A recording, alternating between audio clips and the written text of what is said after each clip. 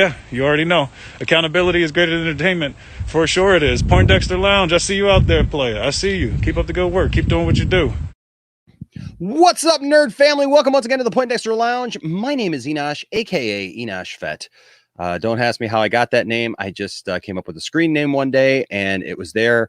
And the rest is, as we say, history. All right. Welcome to the Poindexter Lounge. If this is your first time to the lounge, just know this. The Poindexter Lounge is a place for nerds. It's a place where you and me and my crew can get together and we can talk about the things that we love, things like TV shows, movies, games, sci-fi, fantasy, comic books, superheroes, toys, everything nerdy, all things pop culture, all that stuff and more. And if those are things that you enjoy, then you, my friend, have found the right place. So hit that subscribe button, hit that notifications bell. Also, hey, if you like what you see around here, give us a thumbs up, give us that like, all right? And then also share the video. That's the best thing that you can possibly do for us. That helps us to know that you care.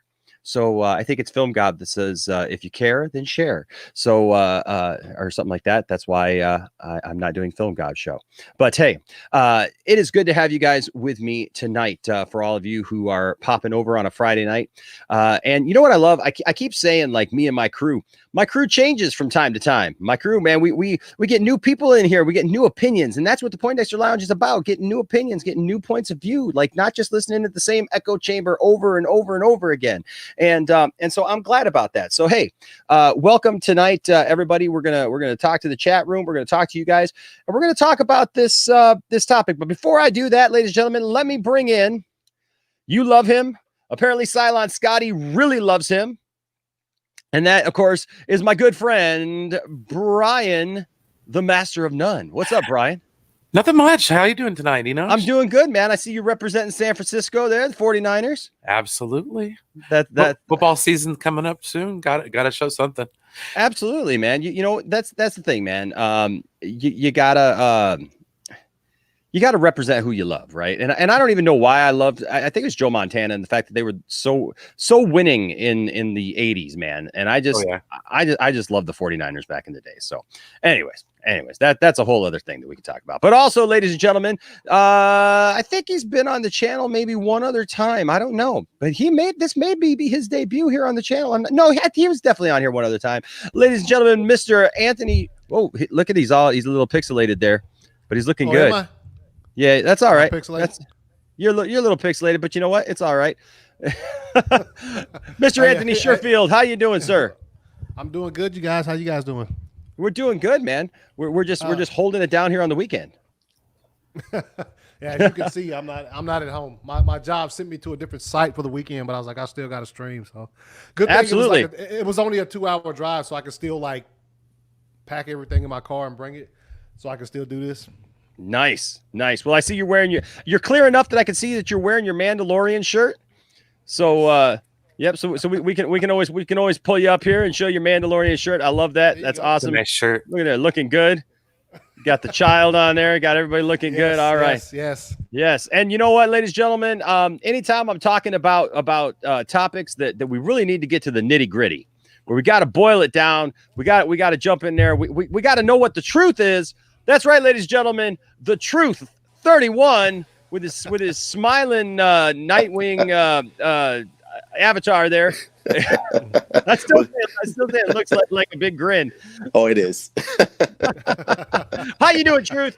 It's doing good, bro. Brian, Enosh, long time no see. My God, guys, haven't seen you in like years. We just did this, didn't we? Did we? We just did this. We had such a good time last night that I figured, we'll have a good time again tonight. And ladies and gentlemen, there's a couple other people who I sent links to that may end up popping in here, and we would love for that. But because tonight we're talking about pretty interesting topic. But before we do that, I do want to say hi to some people in the chat room. What's up, Jeremy Harris?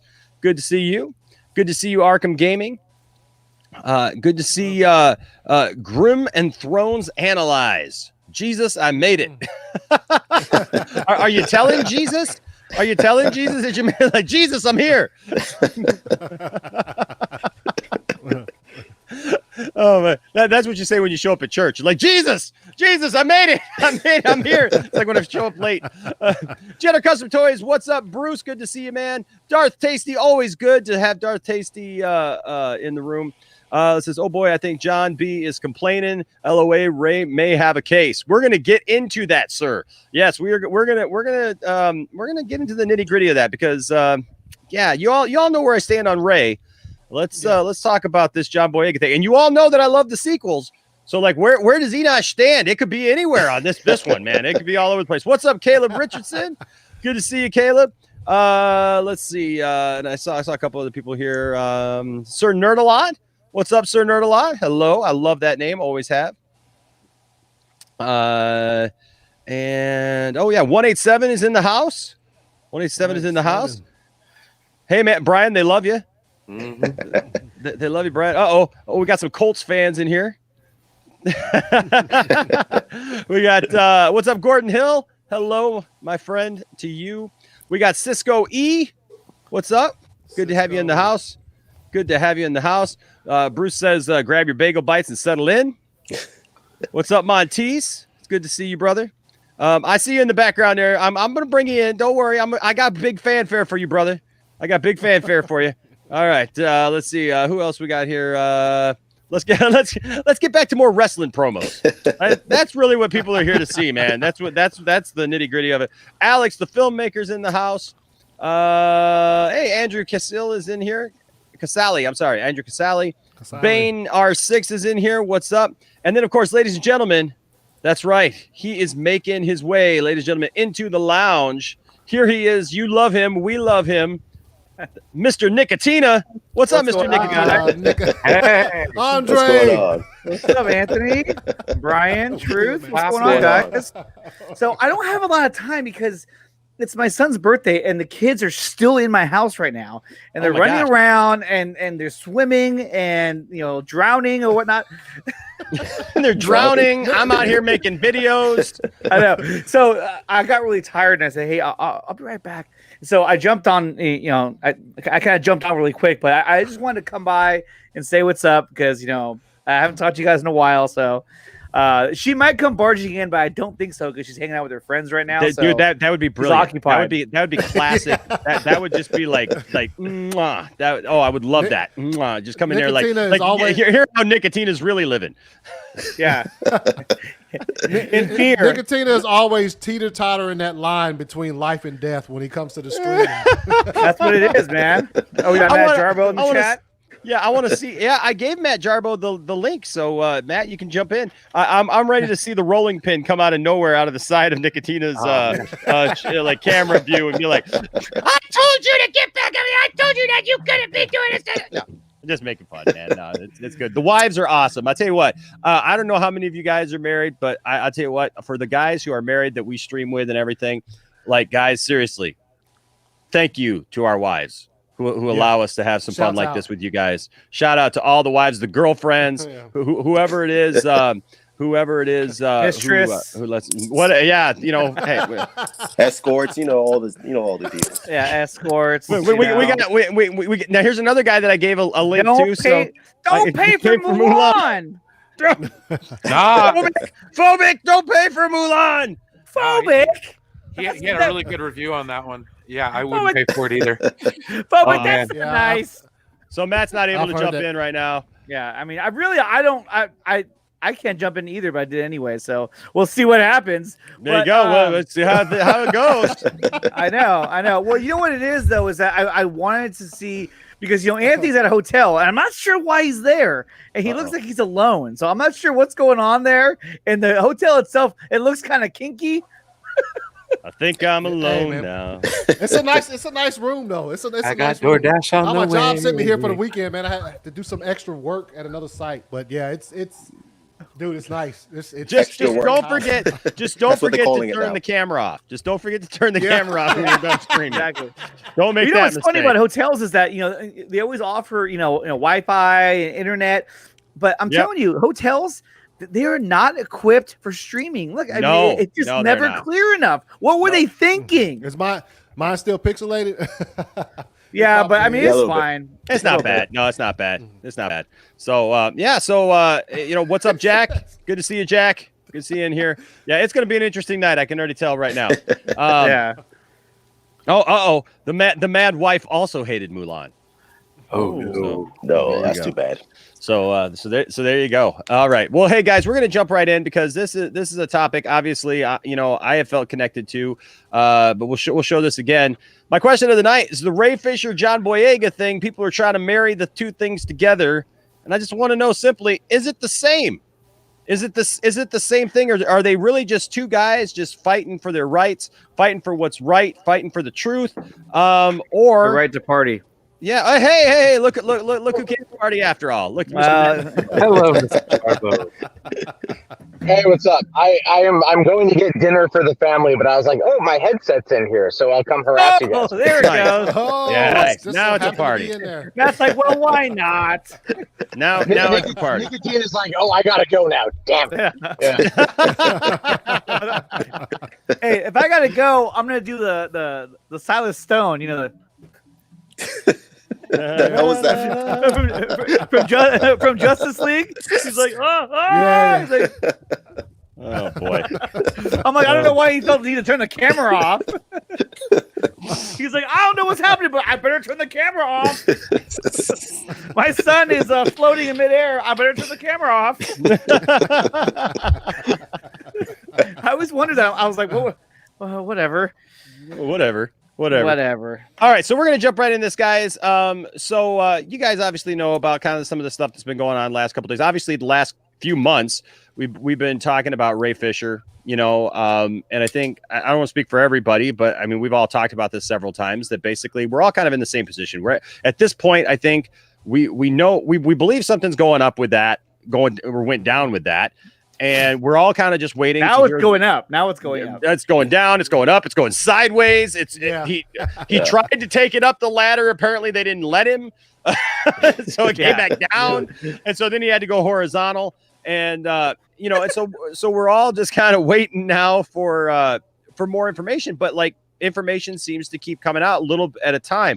And I've really learned to respect Ray, I think, a lot more as this has gone on longer, just because I feel like that the guy has bided his time. He's releasing little things at a time to keep people interested, to keep people watching, to keep people aware of this. Like and Zack Snyder. Yeah, exactly. Like he took you know what, Nicotina, you hit it right on the head, man. He took a page right out of Zack Snyder's playbook, and that is just kind of feeding it a little bit, keeping people interested, so that when this thing does drop, it's not going to be we're going to be ready. We're not. It's not going to be a total like out of thin air. Like, why did they keep this from us? We'll be well informed.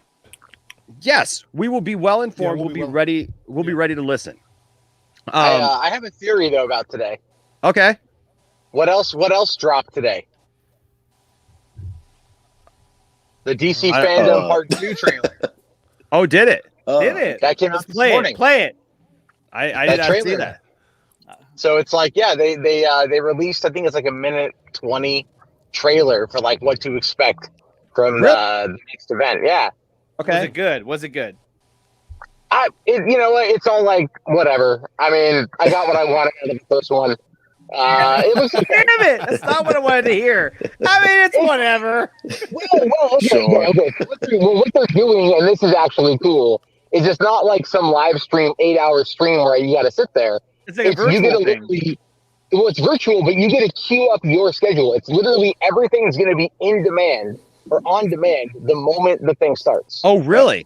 That's awesome. So if you want to beeline towards Harley Quinn or whatever they've got that's going to be secret, I mean, everyone's going to be beelining for like whatever they're most interested in, and so from there you can create your own schedule, and I think it will autoplay, which is actually pretty cool.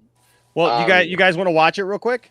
Real quick, and then I gotta go. Yeah. Okay, then you gotta go because you gotta get up in the morning. I have to work in the morning.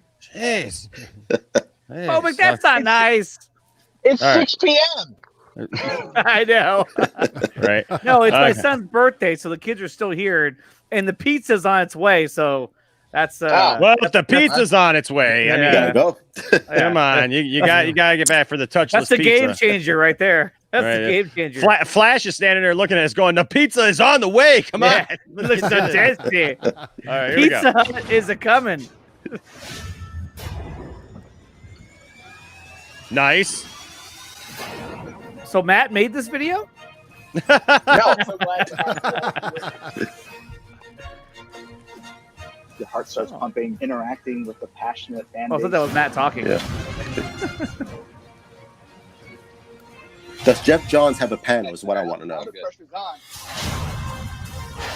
Doubtful.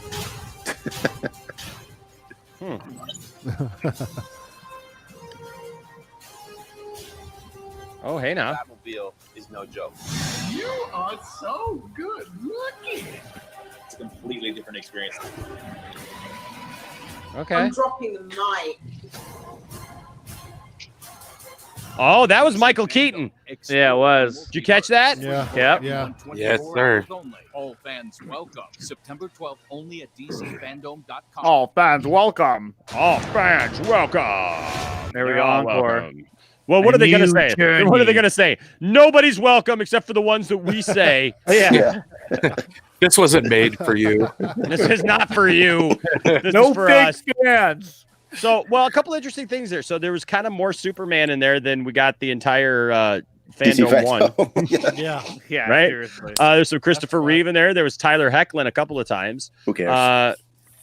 Yeah, you know, like I just want to see, like, I would love to see them reboot that thing and make it like reboot that Superman and make him look good like Yeah. that. I would love to see that. I don't know that that's going to happen, but I would love to see that. And the Michael Keaton thing was very subtle. Just the eyes, man. You just got the Batman eyes of Michael Keaton. Yeah, That was yeah. that was interesting. That was something. I mean, I'm looking forward to it. That's cool if that's what the way you say it is, Jarbo, that you can just you know. well, it said that in the trailer. Yeah, I mean that's what I'm saying. If that's what, well, yeah, but I mean you made a big deal about it. I'm just saying if that really is what you said it is. Yeah, like during part one, like I checked out for 2.5 hours. You know, like from the end of Suicide Squad trailer to the beginning of the Snyder Cut trailer, I went and did something else because I didn't care about anything in between. And then like by the time we got to the Batman panel, which I actually really liked watching Matt Reeves geek out about the movie, that was awesome. I was so burnt out on the rest of the day that I was like, to show the trailer, I want to go to bed.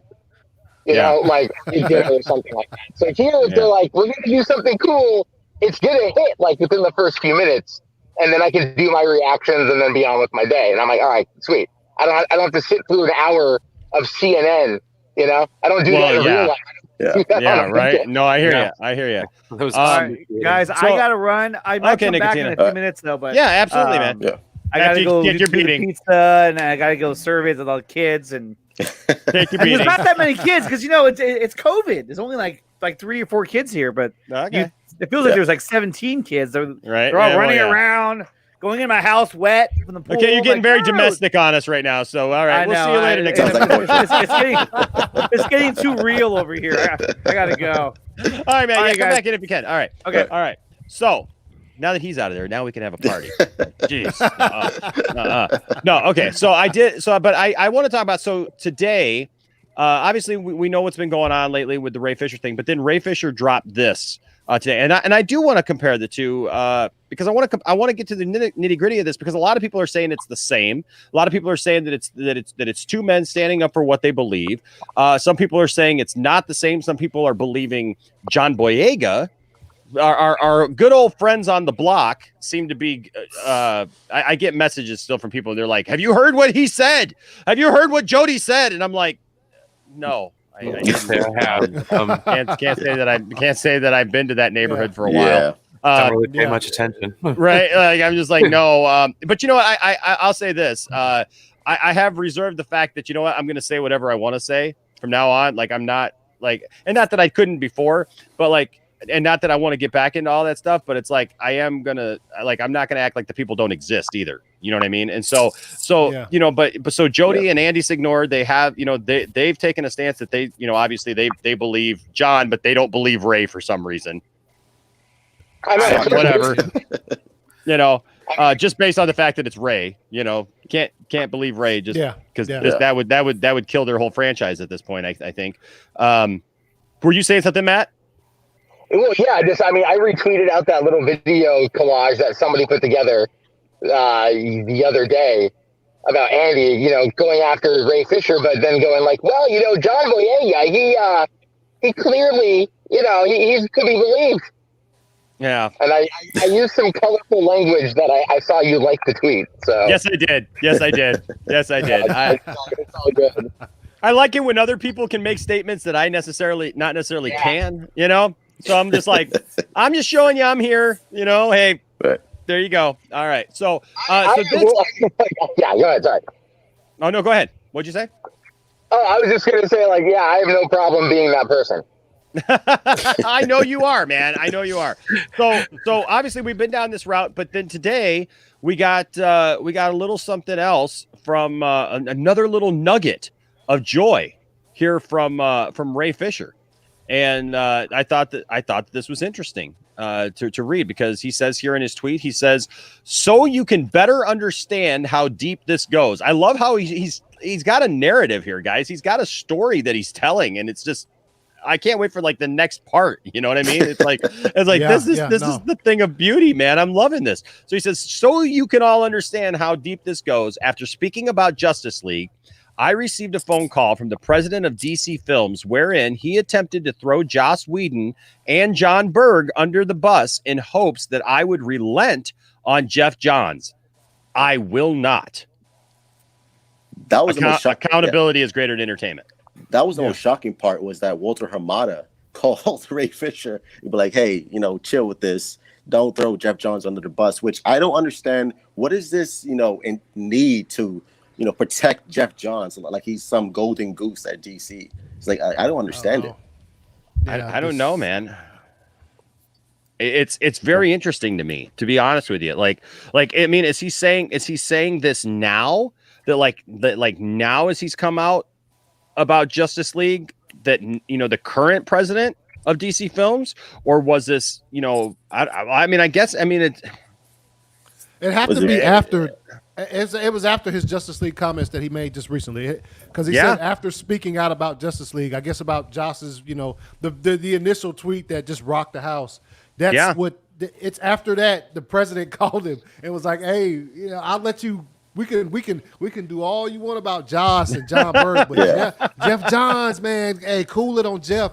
Like, I don't know, man. Jeff. I mean, obviously, we could probably all agree that Jeff's written some fire books for DC, but that has nothing to do with behavior behind the scenes, and, you know, with the stuff that Ray's talking about. Exactly. Yeah. Exactly. That's how I feel. And it's really ballsy for Ray Fisher to throw the president of DC Films under the bus. Like, dude, hey, like this dude, you know, he told me some shit. I was like, Ray Fisher, what are you doing, my man? Right? Like, dude, I'm like, dang, this guy don't care. Yeah. Like Ray Fisher just don't give a crap. Like, every time Ray Fisher says, like, you know, I don't care if I ever work again. The truth is the truth, and I'm going to put the truth out there. And then, I mean, it's like, he's like, nope. President of DC, yep, I'm in that Justice League movie. Nope, here you go. You know, I'm not going to relent on. He says, I will not relent on Jeff Johns. Yeah. Now, hey, Matt, what do you think about this, man? What do you think about like saying that, like, he's just not going to relent on Jeff Johns no matter who tries to tell him? What does that tell you? It tells me this family needs a double cheeseburger. Okay. He's in the chat. He says the internet went to crap on his phone. So hopefully he'll come back here in just a minute. But I don't know, Brian. Then we'll defer to you, man. Yeah. I think this is kind of just more grains of sand on the heap, as it were. You know, I hope everything works out for Ray, because I don't think there's any walking back from this. No, you know what I mean. Yeah. So, you know, I'm rooting for him, but I just hope everything works out. That's about where I'm at. Yeah, yeah. Like you said, there's no coming back from this. No, you know, I mean, and it seems like everything that he says, guys, it takes that one step further. Doesn't it? I mean, like Yeah. every time you think, well, yeah, he said this, but like people will be forgiving of this, the people will be okay with it, and then it's like, nope. Now I'm gonna drop another bomb right here for you. Get ready for this, Yeah. And I'll be honest with you, I gotta respect it. And it even goes more to the point that the guy's gotta be telling the truth. Oh, absolutely. And the guy's Oh, gotta yeah. have the receipts to prove it. Mhm. Right? I mean, because you just don't go this far if you don't. If you've got nothing. Yeah.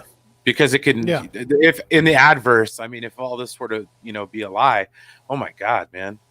Dude. And Ray Fisher doesn't seem like the type of guy to lie about this. Yeah, exactly. So it just wouldn't make any sense. I would cry if it came out that Ray Fisher was lying about it. Like, I would cry not because of like my involvement in the thing, like, with the tweet and all that stuff. I would cry because, my gosh, I would feel so bad for him.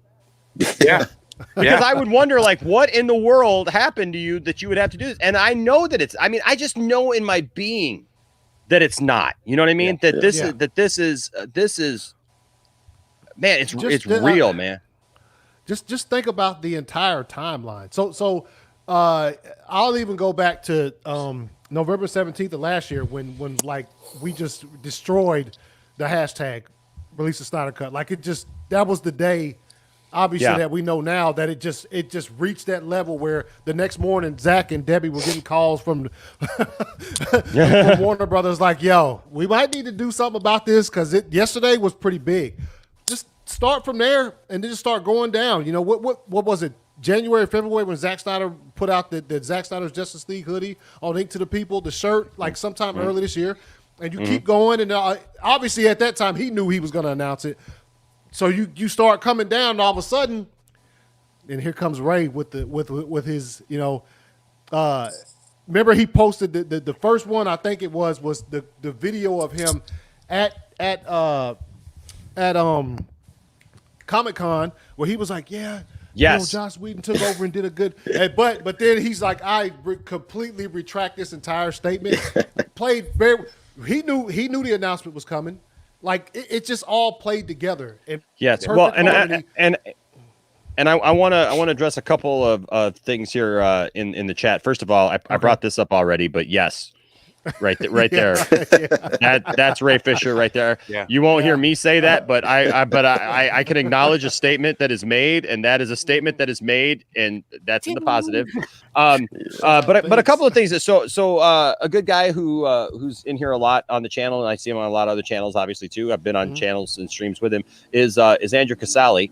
And he is in the chat right now. And so he made a couple of statements here, and I want to address those about a couple of things. So let me pull it up here, though. The thing moved.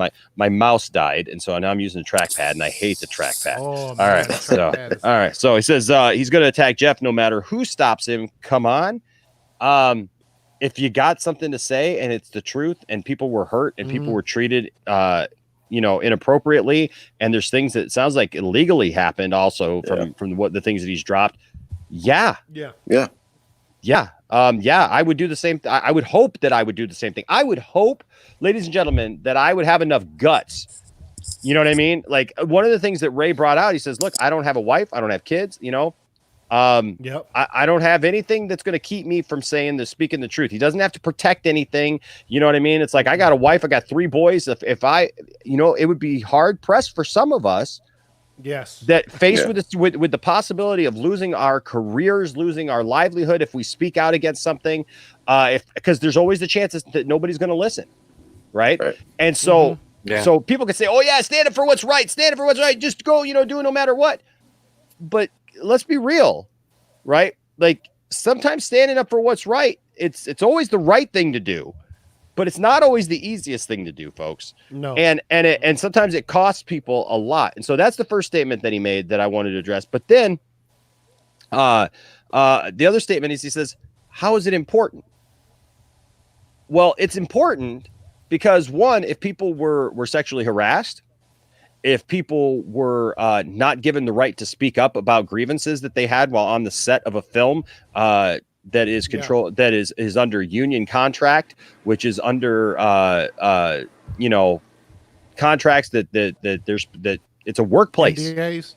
Yeah, it's a workplace, folks. It's just like you and I go to work. These guys go to work and they act for a living. They go to work and they read lines and they make movies.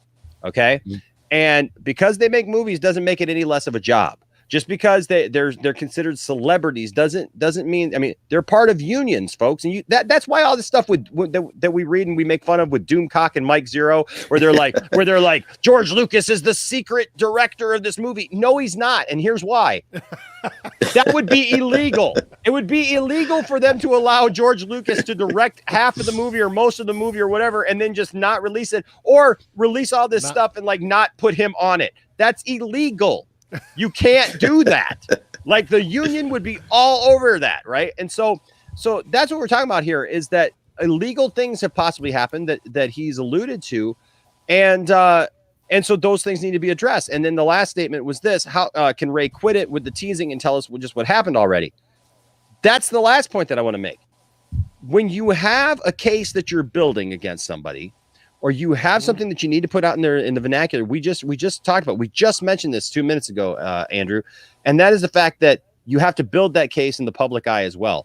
If you just drop everything in everybody's lap and you say, this is what happened, you are risking the whole back and forth thing like all at once, and you're risking losing a lot more. If you slowly put things out, just like you said Zack Snyder did, has done, building this narrative, building a story to be able to present to fans, to be able to present to people, it's getting the job done. Because if he had just dropped all this at once, it may not have gotten the job done. But releasing things like this the way that he has, all of a sudden, what happened? Warner Brothers launched an investigation. Yeah. Yep. Right? Because there was more, and because the fans were calling for it even. Mm-hmm. Yeah. Go ahead. And I'm pretty sure Ray, dude, is very intelligent. Yeah. Somebody is telling him, okay, at this point in time, you could drop this little bit of information. At this point in time, you can drop this.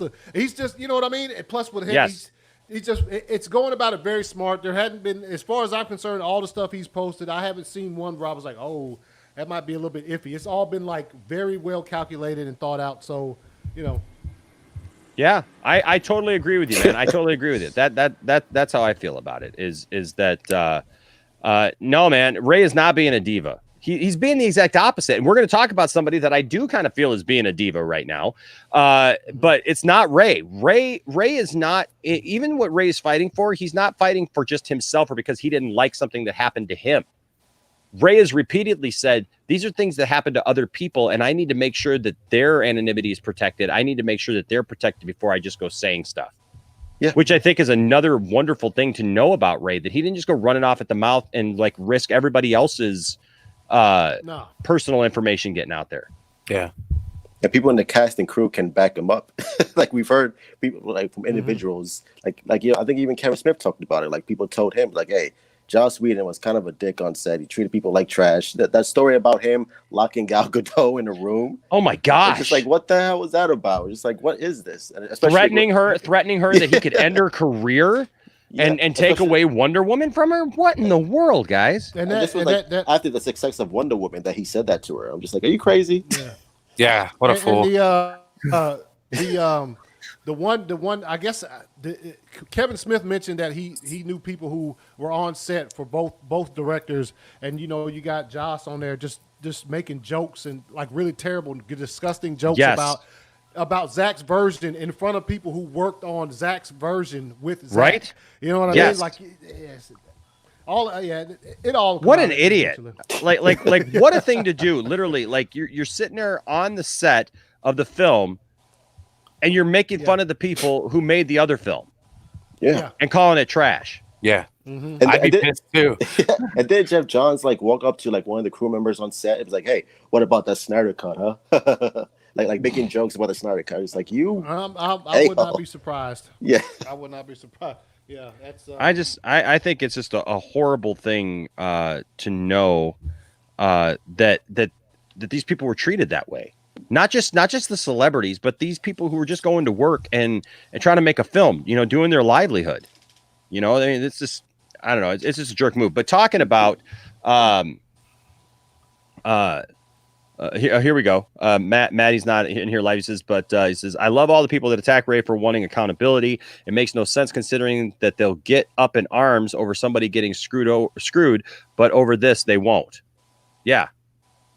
It's I don't know. It's just interesting to watch. And I did want to pull up one more comment before we go and we talk about another gentleman who I've loved, who I've respected and really liked, but I don't know about this. And this is so our Danes Neely says, I think it's two black men airing grievances with Hollywood, not the same but equally important. So that's an interesting discussion and an interesting talk, and that could very well be. But I want to bring this up and talk about this next thing, because John Boyega from Star Wars fame, of course, really hasn't done much more, guys. You know, he's man, I saw Pacific Rim. He was also in Detroit, wasn't he? Yeah. He was in Detroit. That was pretty good. That was pretty good. He's been in a couple of things, but let's be honest, John Boyega has not blown the doors open in Hollywood. No, not really. Not like Adam Driver or anything like that. Yeah. It seemed like that Star Wars curse. Where it's just that's what I was gonna say. The Star Wars curse got him. Like other than Harrison Ford, who like made it big, like everybody else has just like done little minor. He is the one. He is the one. I think Harrison Ford. Yeah. Mm-hmm. Well, yeah, you got Harrison Ford. Oh, go ahead. No, go. No, you go ahead. No, I liked what you were saying. You go ahead. Oh, no, somebody go ahead. Harrison Ford is the one. I think the one, Jim. I mean, of course, you can Samuel L. Jackson in the prequel trilogy, but he was already Samuel L. Jackson. He was already Samuel Jackson. Yeah. But as far as somebody whose career was kind of birthed from Star Wars, I mean, you could say Harrison Ford was the only one who ever like really ascended Hollywood post Star Wars or whatever. Yeah. Well, I mean, thank you, Indiana Jones. Right. Well, that's the thing. It's like, look at you got people like Mark Hamill, who later on he's become very beloved, obviously, and he's done voiceover work and everything like that. But he did not have the same success as Harrison Ford. Carrie Fisher did not. And if you go to the prequels, I mean, dude, if anybody's going to have a grievance, look at Hayden Christensen. He quit acting because of the hate. Yeah. Well, some might say he was never acting to begin with. Just saying. On Attack of the Clones, like I heartily agree. It's just like every Hayden Christensen. I hate sand. It gets everywhere. Obi-Wan's just jealous. He's jealous of my powers. Oh my gosh! I love Star Wars and I love the sequels, and I can laugh at the things that I Sure. Didn't Jake Lloyd quit too? Didn't he? Or did he Jake just not Lloyd, get any work? That poor kid. That poor kid. Well, I know he's gotten some legal trouble. He's been in mental hospitals. He's been in all kinds of trouble. I mean, but that kid got teased and like just raked across the coals. Well, like Ahmed Best too. Ahmed Best got a whole lot. Ahmed Best has come out publicly and said that he thought about committing suicide, or he tried. I mean, my gosh. I feel like the only one that came out of the prequels unscathed was Ewan McGregor. Yes. But he was already. We still want to see more Ewan McGregor. Yeah, that's how good he was. Yeah.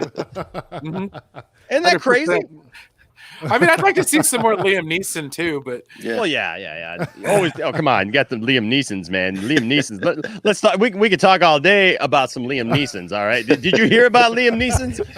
Liam Neesons, man. He's all up there. Qui-Gon Jinn. He's doing flips and stuff, man. Teaching little kids Jedi tricks, man. He's like all up in that piece, man. He's like only Jedis can fly this stuff, man. Only Jedis can do this pod racing stuff. He made pod racing seem like fun, man. I'm telling you right now. And he trained Batman. Oh my God! Oh, Liam Neeson's in Batman? Are you kidding me? Liam Neeson's training the Batman out there on the ice, all like, I'm gonna teach you Batman how to be the Batman. Oh, come on! Liam Neeson's in the Batman. Oh, Matt has a point though. I'm sorry. Natalie Portman was definitely somebody that came out of there. Oh yeah. Years later, but she Oh, did yeah. come out of the prequels pretty clean. Yeah, she did. Yeah. She did. I'll give that to you. Yeah, but Liam Neeson's. Ian McDiarmid. Liam Ian Neeson. McDiarmid was Liam already Neeson. established. Oh man, the truth knows. That's one of him. my favorite skits, man, from Key and Peele, man. When they start talking about people like that. I miss Key and Peele. Oh my gosh. All right. That was a funny show. Oh my gosh. But okay, so obviously John Boyega has come out, and I'll tell you what my biggest problem with this is. It's not. Well, part of it is that he just where Ray Fisher talks about different people and talking about accountability and people being held responsible for doing things to other people. And we just talked about stuff like, locking Gal Gadot in a closet or, or a room or whatever. And like threatening people and threatening people's careers and like trying to play that hardball with people. Right. Those are real concerns. Yeah. Right. So far. And I'm just saying so far, what I've heard out of John Boyega is I thought I should have been a bigger deal in the movie. Am I wrong? No, you're right. I would say that's. I mean, I would say it's fair to us. Look, when he once again, I know y'all saw me when I was on Ryan's Star Wars Wars. You do not have a trilogy with 3 different directors because that just. And also I like John Boyega come out and says, "Hey, y'all stay off my boy JJ," because he didn't expect to have to come back and try to wrap up nine movies with one movie.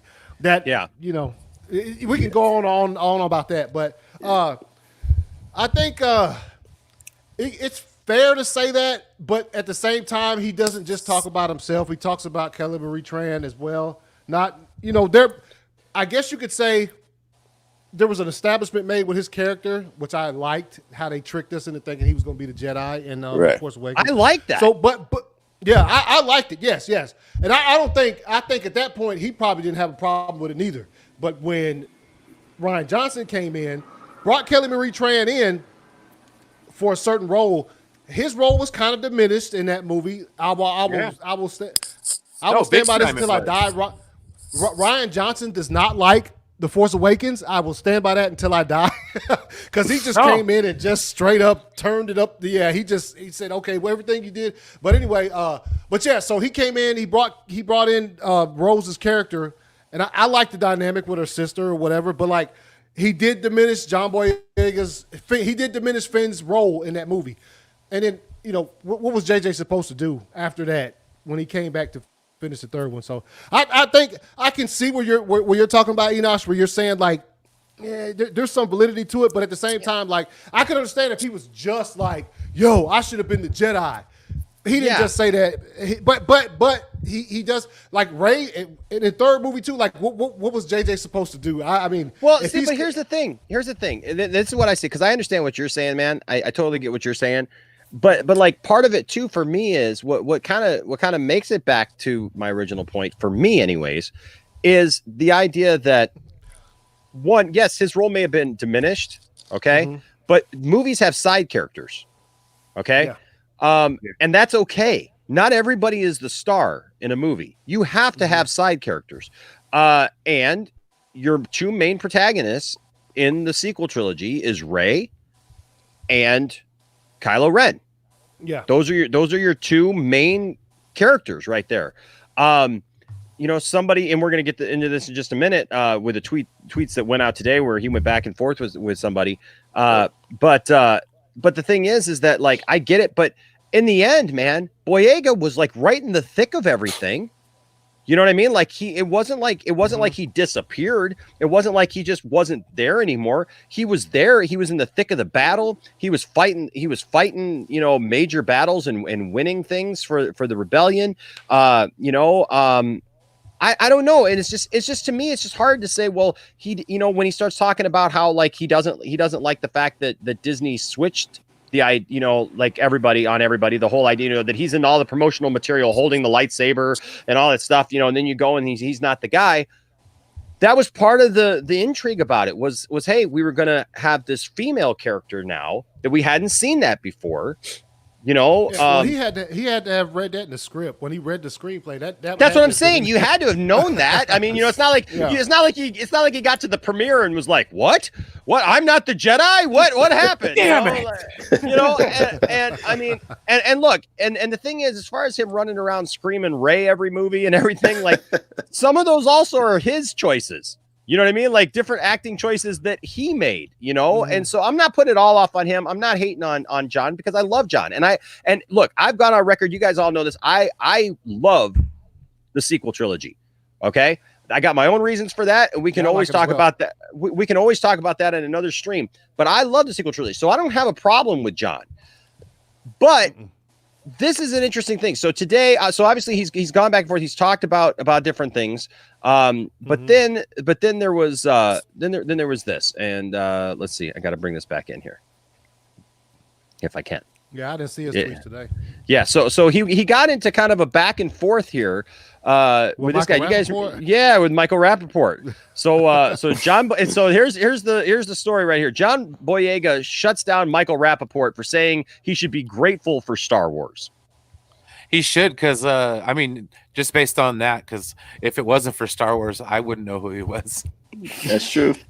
Yeah, Star Wars is like a launching pad for most of these unknown actors. Well, I knew who he was, but but I wouldn't have remembered him. I saw him in that movie Attack the Block like years ago. Oh, okay, it's a good movie. It's a good movie. He's really good in it, but like he hadn't done anything since then. So yes, I would have forgotten about him as far as his acting career goes if he hadn't played anything else from like, because Attack the Block was like a big budget British film, but like as far as American standards, it wasn't that big. You know what I mean? It wasn't that big. Yeah. It didn't play in theaters in America. In other words.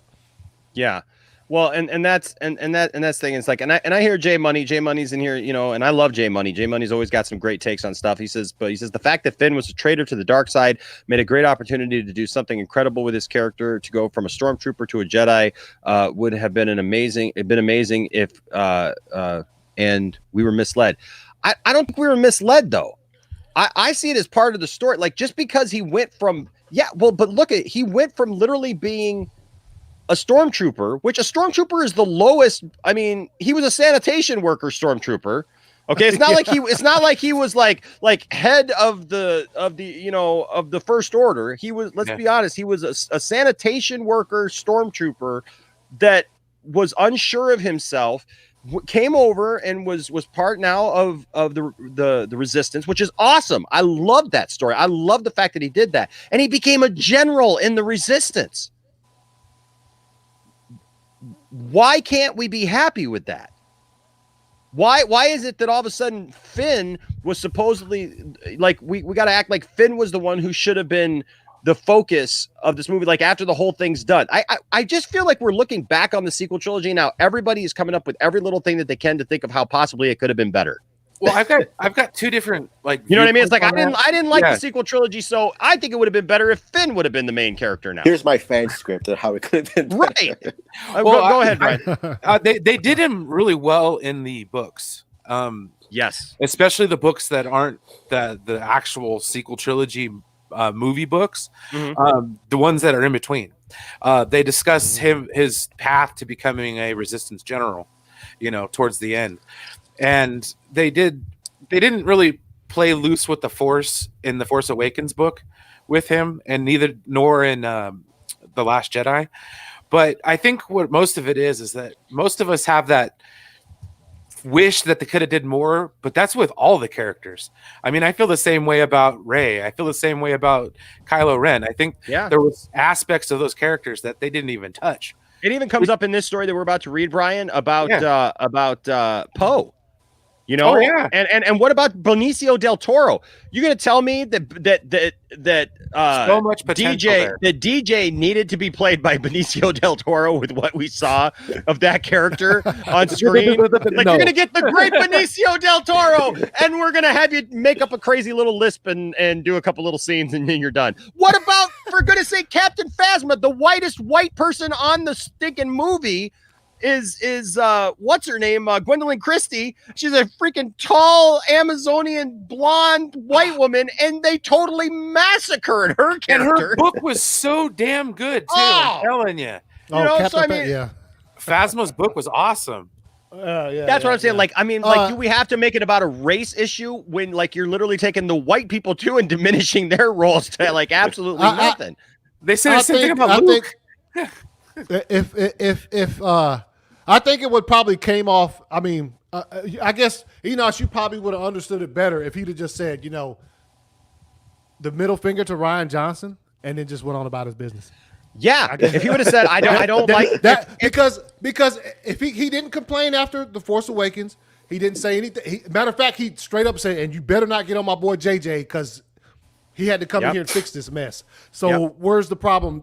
You can gather the problem is in the middle with The Last Jedi. So I mean, I guess that's where I could say what he's talking about, and maybe he just didn't want to say that particular thing. But if you come in and you're very, very happy after the Force Awakens, and then you come in and with this interview and you defend JJ, where do you think his problem is? I guess. Well, yeah, and J Money, I agree with you too. He says, Enosh, you're not wrong, but he's got a right to say that. I will defend anybody's right to say anything. Okay, like I don't have a problem with that. He says Boyega's issues don't have to be the same as race, and I agree with that.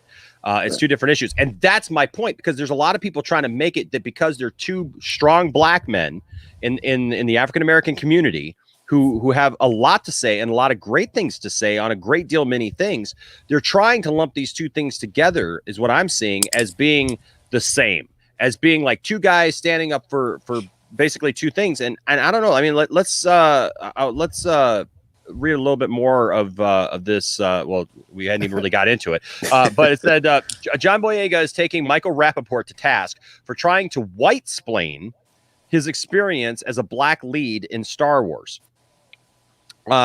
Says Boyega has explicitly talked about his experiences in a new interview with British GQ, saying that Disney didn't know what to do with him as a black actor within the Star Wars framework. You get yourself involved in projects and you're not necessarily going to like everything. But what I would say to Disney is do not bring out a black character, market them to be much more important in the franchise than they are, and then have them pushed to the side. It's not good. I'll say it straight up, he said. Like, you guys know what to do with Daisy Ridley. Did they? No, like I said, they screwed up a lot more characters than just Finn. He says you knew what to do with Adam Driver. Did they? Did they? But don't did they? Don't make a trilogy with 3 different directors. Okay, continue. Yeah, he says you knew what to do with these other people, but when it came to Kelly Marie Tran, who was a side character of all side characters, I must say, like, just because she was a person of color or whatever, you know what I mean? Like, just because she wasn't white doesn't mean that she can't be a bit character. You know what I mean? Like, I don't understand that. Like, but it says when it came to Kelly Marie Tran, when it came to John Boyega, F all, he continued. So what do you want me to say? What they want you to say is, I enjoyed being a part of it. It was a great experience. Nah. I'll take that deal when it's a great experience. But then Rappaport decided it was his time to chide Boyega. And I love how they're kind of writing this to yeah, like they're covering a boxing match that happened the night before, and this is how they report it. Like Rappaport was just sitting there waiting at home for John Boyega to drop a racial tweet. Wasn't doing anything. I'm just gonna. Rappaport jumped out of his seat right now. It's like we can go back a little bit to the wrestling thing of last night, right? Rappaport was right there. Rappaport was sitting waiting for John Boyega at any second. He got it. Oh my God! It's Rappaport on top of the top rope. He's looking down John Boyega's face. He's looking right down that barrel of that arm at him. Oh, can you believe this? It's pandemonium here on Twitter. I can't believe this. Oh my! And now here's Rappaport with another tweet talking about racial issues. Oh my gosh, what is he gonna do? John, out of nowhere. John, out of nowhere. It's an RKO out of nowhere. Wait, but John's back up. John is fighting it off. He's right back at Rappaport, and now they're going into full-on Twitter battle here on Twitter. Right here. You've only seen it on Monday Night Raw. Yeah, no voice in this. No, whole that's thing. also true. Yeah. Matt brings up a good point, though. The original trilogy was done by 3 different directors. It was. It was. But- See, I always say but that was 'cause on- that's why I didn't say that. Lucas was sitting right next to him the whole time, though. The entire matter of fact, he had to take over for what's the guy who did Return of the Jedi? Ralph McQuarrie. Marquardt, yeah. Marquardt. Marquardt. He actually had to come take over for him because like Marquardt was getting overwhelmed with like. But also, his George duties Lucas as- kept changing the story as he went along too, because he didn't know he didn't want to commit to Luke being the son of Vader. He didn't want to commit to Luke and Leia being twins. He didn't want to commit. He didn't want to commit to Han being dead because, or to Han living at first, because even Harrison Ford wanted him to just wanted him to stay dead, and he told Harrison Ford straight to his face, "I can't sell dead Han toys." Yeah. Right. So like there was all kinds of stuff, man, that was like, and look, it's the same thing. You got a Death Star in part 1 and you got a Death Star in part 3. Right. So like there's stuff that like if people want to nitpick on it, we can nitpick on it all day long. You know what I mean? So it's just, I don't know. I that's a whole other story. But before we got in WWE style, which is fun, Rappaport decided it was his time to chide Boyega for speaking about his specific experiences Rappaport, a white actor and comedian, will never have because of his race. Who wrote this? Who's the guy who wrote? I should say guy. Who it could be anybody. Don't misgender. Yeah. Thank you. Yeah, I don't want to do that. Now, hold on. Who is the individual? Who is the person? Oh, what? I don't. Monique Jones. See, right there. All right. So Monique Jones wrote this. Now I don't know, man. Is that fair to write a piece like that and just like, I don't know. I'm trying to read it. Where it says this is Rappaport, a white actor and comedian, will never have because of his race. So I'm not a Star Wars fan. The only Star Wars movie I've seen is Force Awakens. I didn't see Last Jedi and Rise of Skywalker. And it seems from what I've heard from people that Last Jedi was really divisive. And it seems like the cast didn't even like the movie. Because I know Mark Hamill went on Twitter and said, like, look, I don't like The Last Jedi. I don't like the way my character was handled. I know Daisy Ridley said some stuff, and obviously John Boyega. So it seems like, and obviously the whole tension between J.J. Abrams and Rian Johnson, it seems like J.J. Abrams did, like, I know he said it like in public, like, oh yeah, I'm a big fan of Last Jedi, Rian Johnson. But obviously you guys saw Rise of Skywalker, and I heard that everything that happened in Last Jedi was totally like yeah, they tried way too hard to pander to fans. Yeah, it was like they had a good movie and then the next 2 movies were made despite the one before it. Yeah, and I know that I think John Boyega is trying to say, like, look, I know Disney's all about diversity and trying to hire black people and stuff like that. Then if that's what you're about, then use me, use Kelly Marie Tran, use these POCs, which I hate that term, by the way. But use us and just don't be like, oh yeah, hey, we got black people in our movie, we got Asians in our movie. I agree. I agree. Tokenize it, yeah. I absolutely agree with that. I think that's what John Boyega is trying to say. He's like, yo, I'm not being a diva. I'm just like, yo, if you're gonna hire me, then let me do my work. Well, and not only that, but if you look back at The Force Awakens, he was one of the main characters. He was a co-lead. He was a co-lead. Yeah, absolutely. And they took that away from him, like undeniably, in Rise of Skywalker. Yeah, and I saw in the Force Awakens trailer, I saw one of the teasers where he's holding a lightsaber, and I thought, oh, he's gonna be a Jedi, because I don't know about Star Wars. That was a lot of the speculation before that movie came out. Yeah, so I thought he was gonna be like a bigger lead. He still was a co-lead. Like once he picked up the lightsaber at the end, and then he got injured by Kylo. Spoilers. I hope if you ain't seen it yet. Oh no! We got to take him out of here. Get rid of him. He's spoiling the movie. God damn. But even after he gets injured and the movie wraps up, he's still a prominent. Like Rey comes up and says, I like I said earlier, I love that switcheroo. Because I thought Finn, I was like, yo, I can't believe they just revealed Finn's about to be the Jedi in this movie from the trailer you saw. So I didn't have a problem with that. And look, man, we could really talk about it a lot, but like, there's no telling what original screenplay was out there. There's no telling if Ray was. It could be just like Ray Fisher's. I ain't gonna say just like it, but where Ray Fisher was in the screenplay a lot, and then all of a sudden got taken out of there. So Finn could have had other stuff that was in the screenplay that like they did away with. I don't know what his. All I say is, like I said earlier, to me it seems the disconnect is in the middle. Yeah, because he like it. This said, well, they don't put the whole article on here, but in the article he really defended J.J. Abrams. So.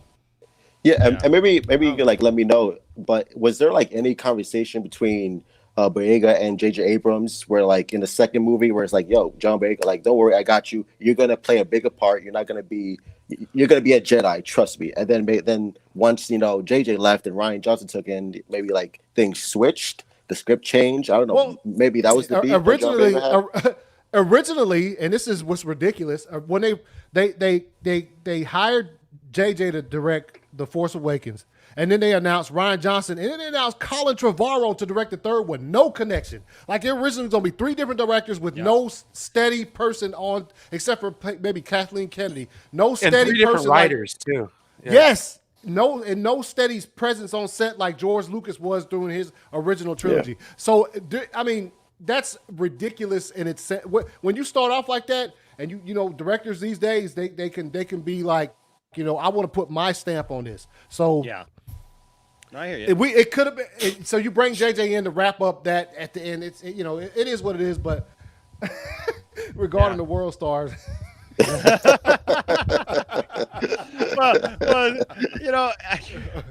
I don't know.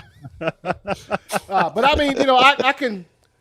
I'll just say I'm guessing his main problem had to be with what happened in the middle of that trilogy, and he has his reasons, but I can't speak to I don't know actually what happened behind closed doors.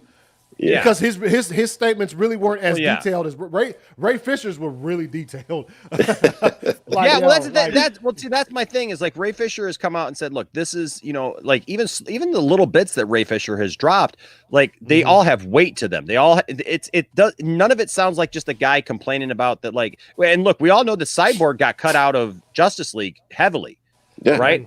But none of what I've heard Ray Fisher has said has sounded like sour grapes over just the fact that his part got cut. Oh, okay. I see. Okay, yeah. You know what I'm saying? Ray's stuff has been mostly about the on-set treatment as opposed to how much his stuff got. Yeah, that's what I'm saying. That's what I'm trying to say is that I get it, man. If you had expectations and you thought that you were going to be more, and I totally feel that. I mean, that would suck, right? To finally be in a Star Wars movie and think that you're going to be, something else, and then you're not. Okay, that sucks. But like I said, Ray seems to have these other concerns for other people and other things that happened on set and everything, where we all know that his part got definitely cut out because Snyder has said like he was the heart of the film, and obviously the Justice League movie that we saw was not the heart of the film, right? No. So let's just finish this up. It says, as John Boyega said, "Yo, my man, you have done so much in a short period of time. Congrats, but you ain't the first actor to have an unnuanced character in a Star Wars movie." He wrote, referencing Benicio del Toro, who starred in The Last Jedi. He says, "Welcome to show business. Things don't always go your way." And then Boyega responded, because, of course, he comes right back at him with a left. He says, "Did you read the article?" Boyega responded, "Thanks for the additional name to my list, though," meaning Benicio del Toro is another minority. Rappaport replied that he did read the article and reiterated his opinion that what Boyega experienced was just show business. Things don't always work out the way you planned, he continued. Happens to all of us. He put that in all caps. All of us. Again, be grateful for all you have done so far, which is a lot more than tons of great actors of all races who also had roles cut down and will continue to. To which Boyega just replied, "No," with a smiley face. "Thanks, though." And that was the exchange right there, where he just said, "Nope, he ain't buying it." So, but so I don't know. I hope the best for John Boyega, but It's about to get opinionated up in here because we said, you know what it was he started talking we started talking Star Wars, and like a little bell went off somewhere, and he was like, wait, hold on, Enosh is talking possibly about the sequel trilogy. Oh no, not that. I can't have that. I must get a link and I must come in. This cannot be. Darth Ryan in the house. What's up, y'all? How y'all Oh, doing? man. I knew it was gonna be Ryan, man. Oh yeah. I was like, nah. It was before the Last Jedi when it went to. So, if you want to know my position, which I'm not gonna, I won't read. No, we know your position. We already figured that one out. We already. Why you gotta do my man like that? Yeah, I mean, if you want the truth. No, I will say this. Hold on a second though. Ryan. So I am going to go off camera for a second. It is not about you. I just wanted you to know that like I'm not leaving because of your position on Star Wars. Guys, he's afraid. Yeah. I got him on the run. Actually, I've been waiting for this moment, Ryan. I've been waiting for you to come because I wanted to show you something for the last like 3 or 4 days, and I have not done a stream with you. And so I got to get something that I got to show you guys. So go ahead and tell us, Zeverfett, how we're all wrong and how Star Wars sucked. And and all that stuff. Okay, if I must, then I must. Okay, you go ahead and do your thing, man. He's gonna shit on Last Jedi. Star Wars has been nothing but dog shit for the past 3, 4, 5, 6, 7 years, something like that. Whenever Disney decided that they were going to go deep, balls deep, and buy the company Lucasfilm. I squarely put the blame on George Lucas. He's the one that put Kathleen in her, in that position of power. And I put the blame also on what's his face with Bob Iger. Yeah. Because he had information. He had shit that George set him up. It's kind of like basketball, that when the guys when they're doing the alley-oop and you got the one guy, George Lucas, tossing the ball towards the goal, not to him make the score. He's allowing the other people to just score, bring it home, and they just fumble. Yeah. And you know how many times I've heard this argument? And that is exactly what Iger and Kennedy did because they fucked up. But were people happy that George Lucas? Were people happy that George Star Wars Lucas movies in the first damn place, but they kept going to him like, "Hey, come on, how do we court you? How do we get?" There's so many directors out there. You telling me that JJ is the only one that could bring it home? Then JJ got freaking Lawrence Kasdan and said, "Hey, come on, help me write this script," and that's what they came up with. Ray, a character that nobody really gives a damn about. Ray Palpatine, Ray Skywalker, Ray who gives a fuck. I don't care. Hey. I don't care about Ray. Ray is fire. Ray is fire. Every time she managed to fix something, it was like, "Hey, how'd you do that?" I don't know. Moving on. Let's go to the next plot point. So I had to take a little bit of time out because I'm watching Mulan, and oh my god, guys, I'm bored out of my mind. Mulan, it looks beautiful. Yo, I haven't heard good things. Beautiful, but it is boring as ever. I have no interest in seeing it. Did you see I was telling somebody that that a lot of parents are going to just get the movie for their daughters. Do you go to bed? Okay, we'll finish watching it tomorrow then. Okay, so I don't care. There's no Mushu. That's right. This is much more important. This is much more important. Much more important. Oh no! Yeah, no. I told y'all from the get. No Mushu. No Mulan for your boy. Uh oh. Oh my god. Mulan is so boring, dude. I swear. Yeah, Max didn't have a very good opinion of it either. No. So Ryan, the next episode of Star Wars Wars. What's the topic, man? I seen what you put I gotta talk to the. I got Poindexter here. I heard. I didn't even get asked. I was just told I was going to be there. You're going to be on there because I just need to. I need to be against you. So he needs somebody. He needs somebody. Be a topic where we're together. I don't know. You just feel a need to be beaten. I think that's the thing. You just feel this need to be put in your place. And I'm like, who can I pair this guy up with that'll make me look good? No, I'm joking. But no, we're gonna have Nicotina, and then Enosh and Bridge. God, I keep forgetting his name. His channel name. He's a big Star Wars guy, and he wanted to be on the show. I think Bridge the Fandoms, or Bridge to the Fandoms, or Bridge in the Geek. Bridge in the Geekdom. Bridge in the Geekdoms. Okay. So yeah, that he is going to be our other panelist, and I don't know what the topic is yet. I wanted to throw something out. Maybe we'll talk about the prequels. I don't know, man. Yeah, I mean, talk about something. Well, yeah, I mean, we can talk about something. Because we can do WWE promos. We can do WWE promos on each other. Oh boy! Right. So let me show you mine, because like Ryan is constantly like wearing awesome T-shirts, DC related T-shirts. I don't know what he's got. You got one on right now? What do you got on right now?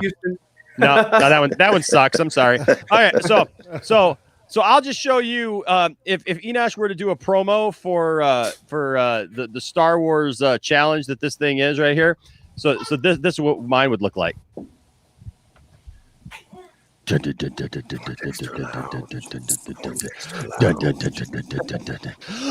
tell you something, brother. I got to put myself in here. What the heck? Why didn't it start my camera? Okay. This is not a very good review. Oh, there he is.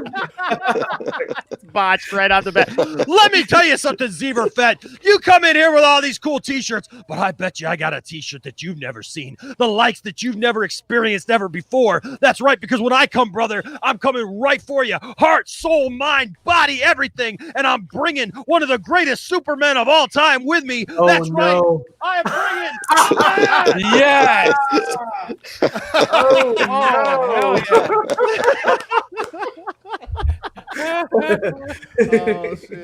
Kryptonite. This is the greatest shirt of all time. I saw this. I was like, oh my God, I got to buy that. Justice in the American way. Oh my God. President of the United States of America. He's somewhere going, how am I not in that movie? How am I not in that movie? How am I not in that Star Wars movie with John Boyega? That should have been me. Oh man! Oh my goodness! I mean, to be honest with you, that with John Boyega's character, his was actually an interesting character. It started out as interesting, and then they just like fumbled it. You know, I was like, what? I was like, here's somebody who defected. Of course, you know the same thing happened with Han. You know, Han was an Imperial officer, and then he went into his life of smuggling or whatever.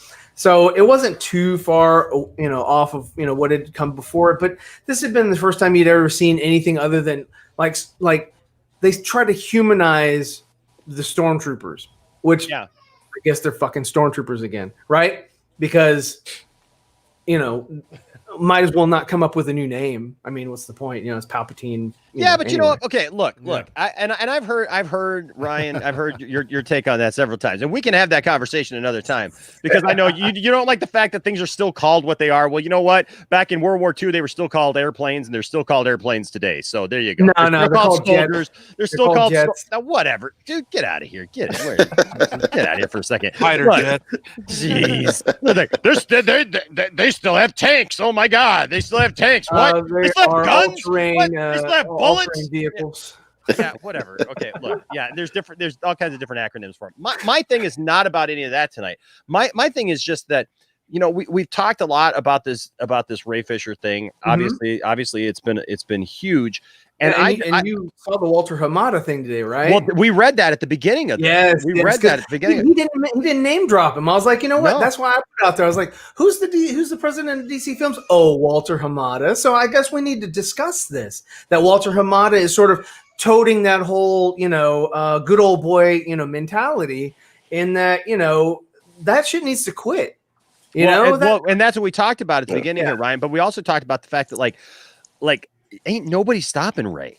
And Ray is doing this is obviously a passionate thing that Ray is doing. Like, he's standing up for others. He's fighting for others in this thing. He's fighting for injustices, like sexual harassment and mistreatment on set and all these things. And it's like, okay, there's all that. But then I hear, and I know, Ryan, you may get offended by this or whatever, but I'm just like, all that stuff's behind me. I'm going to say what I got to say. And that is, I see people sending me stuff that like of Andy Signor and Jody Still and other people who are like siding all of a sudden with John Boyega because they're like, oh, you see, it's the same thing, but John Boyega, he has a purpose and a right and all this stuff, to be upset about this stuff that happened to him in Star Trek, but they still don't want to believe Ray, and they still want to go back and forth because they're stuck. Well, yeah, but they don't know how to compartmentalize things and then move forward with the information and saying, you know what, this is apples and apples, not apples and oranges.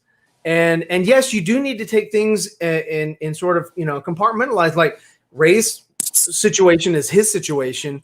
John's situation is his situation. Yeah. And somebody else, of course, is going to come out with their, issue or situation. So it doesn't need to be taken by a case-by-case basis, but that doesn't mean disbelieve everybody that comes across. Thank you, that doesn't mean, whoever is it's not a Chicken Little or Henny Penny, mentality.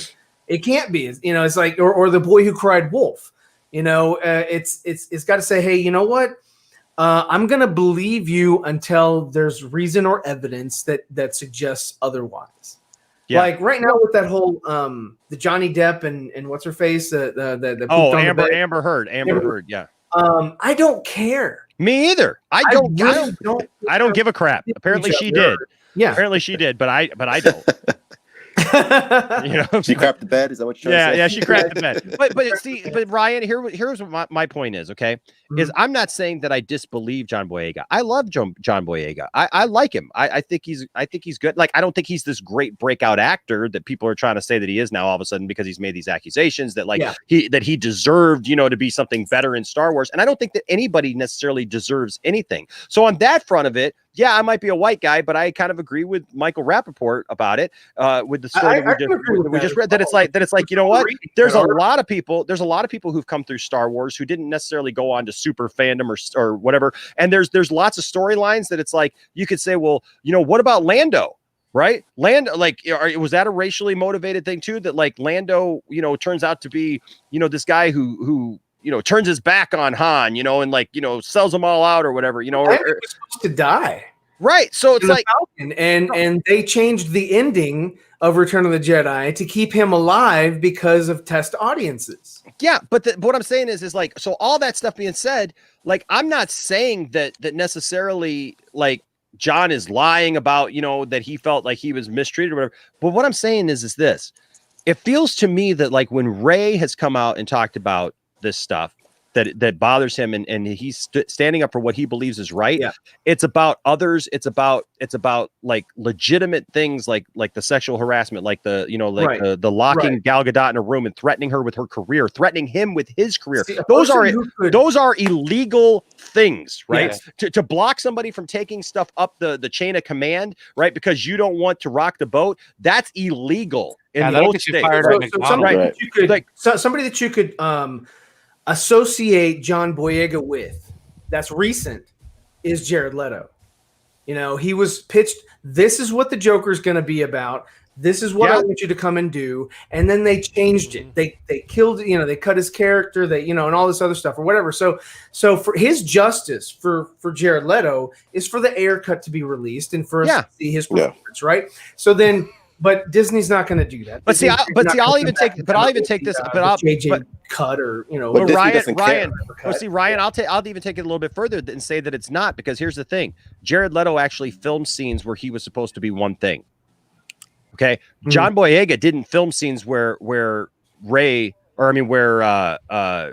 Finn was a Jedi, or that Finn was the main character of the story. He didn't film a whole movie where he was the main character and then it got taken out. He went along with it. He filmed all those scenes. He did all the things as his character was not as important as others, right? And now another character it just feels like to me that it's sour grapes. Like I can understand the Jared Leto thing because Jared Leto literally they're talking about that on the cutting room floor. There's almost like a whole Joker movie. Yeah. Right. So then in that case, I would pair him with Mark Hamill in episode 7, in that Mark was there for the table read. Mark was there, getting costume fitting and all that stuff. And he's like, oh man, I wonder what my character is going to be. And then he finds out that he's just going to be standing there looking ominous at the end of the movie, not saying a damn word, letting a helicopter fly around him. and that's kind of so if that's the case, then what leg does John Boyega have to stand on to say that this is racially motivated against him and others if they did that to Luke Skywalker? He wouldn't have any base unless there was some, unless, like you said, there was like a whole bunch of stuff that he was supposed to film, and they edited it out, they cut it out, they shortchanged him somehow. And which is opposite. Okay, so I have to say, Oscar Isaac was supposed to die in episode 7, and he's a POC, if you want to, get technical or whatever. And they extended his character for what? I have no idea. For Mama Joke, I don't. Whatever. So I mean, but they also not only did that, but they also shortchanged him in that it was supposed to be he and Poe that went to that waste of time planet Canto Bight instead of Rose and Finn. So they were supposed to have a little misadventure, side quest, whatever you want to call it, and so yes, they I don't know. I mean, like Rappaport's saying, I mean, that's just the nature of the business. I don't know if it was racially motivated or not. Only because there are different situations in Disney Lucasfilm that are moving and switching and moving things around. Unless there was something specific like Ray. Ray has specifics. Ray has checks to cash. John Boyega he so far hasn't come out with anything that says this is definitive. This is what it's about. And that's the only problem that I have with people comparing John Boyega's fight with Ray Fisher's fight, because I feel that it's two different kinds of fights. Just because it's two strong black men who look, I agree that John Boyega, if that's what happened to him, if it got changed, and just like Ardain said here, and then also the truth. I mean, you got to believe him because he's the truth. Exactly. Right. So, and Truth said this earlier, and I don't know if you heard him, but like he brought this all out too, that, that's his experience. And if that's how he felt about it, then that is something that has to be addressed. And that's a completely different thing. But I think that has a completely different set of rules that are attached to it. That is like, okay, you got to talk about different things. It's not the same as Ray Fisher's fight. Ray Fisher is not just fighting for himself. He's fighting for others. He's willing to put his career on the line. He's not trying to make himself look better. He's not trying to get a better role. He's not saying that he deserves better even. He's like literally saying, if I never work again, I don't care. Like that's a totally different guy there. That's a totally different fight when you're talking about I deserved more versus the people that I worked with deserved more. Well, how was John Boyega's character portrayed in Last Jedi? Really as a hero in the end. I mean, he's like he's up there. In Last Jedi. He's a general. He started out as a joke, where they made him fall out of the table. Yeah, he did liquid, and he was falling water squirting all out. It looked stupid. And then what happened after that? He got numb tongue and got. And shot then he got shot trying to sneak off. Face, and she kind of stood over him, and that was just sort of a weird. It was like you're talking about? Hey, stop that! When she did that, you talking about when she are you talking about The Force Awakens? Or are you talking about the Last Jedi? No, I'm talking about Last Jedi. You know what? Those two scenes are kind of similar. There's at the beginning of The Force Awakens when BB-8 is shocking him when Rey knocks him down. He's like, "Hey, stop that!" And then Rey, or not Rey, but Rose is doing the same thing to him basically. And The Last Jedi, when he's laying on that table all numb and he can't, like, I can't taste my tongue, and he's all whatever. Yeah, those are kind of similar. He was sort of a Jar Jar kind of character, but not really, not all the way. It was sort of comic relief, and I think. And I agree. I mean, the memes and all that other stuff or whatever. He's always yelling, Ray, always yelling for him. I'm like, shit, again. And I think that's what John Boyega was talking about, where you take like strong black characters and make them goofballs, make them stupid, make them silly. And I think that's what he was talking about. It was like, yo, stop taking the strong black characters, these strong black actors, and turn them into like waka waka waka. They kind of. Fozzie is fantastic. I love Fozzie Bear. He is one of my more favorite Muppets. I mean, you can basically sum up both situations and just say.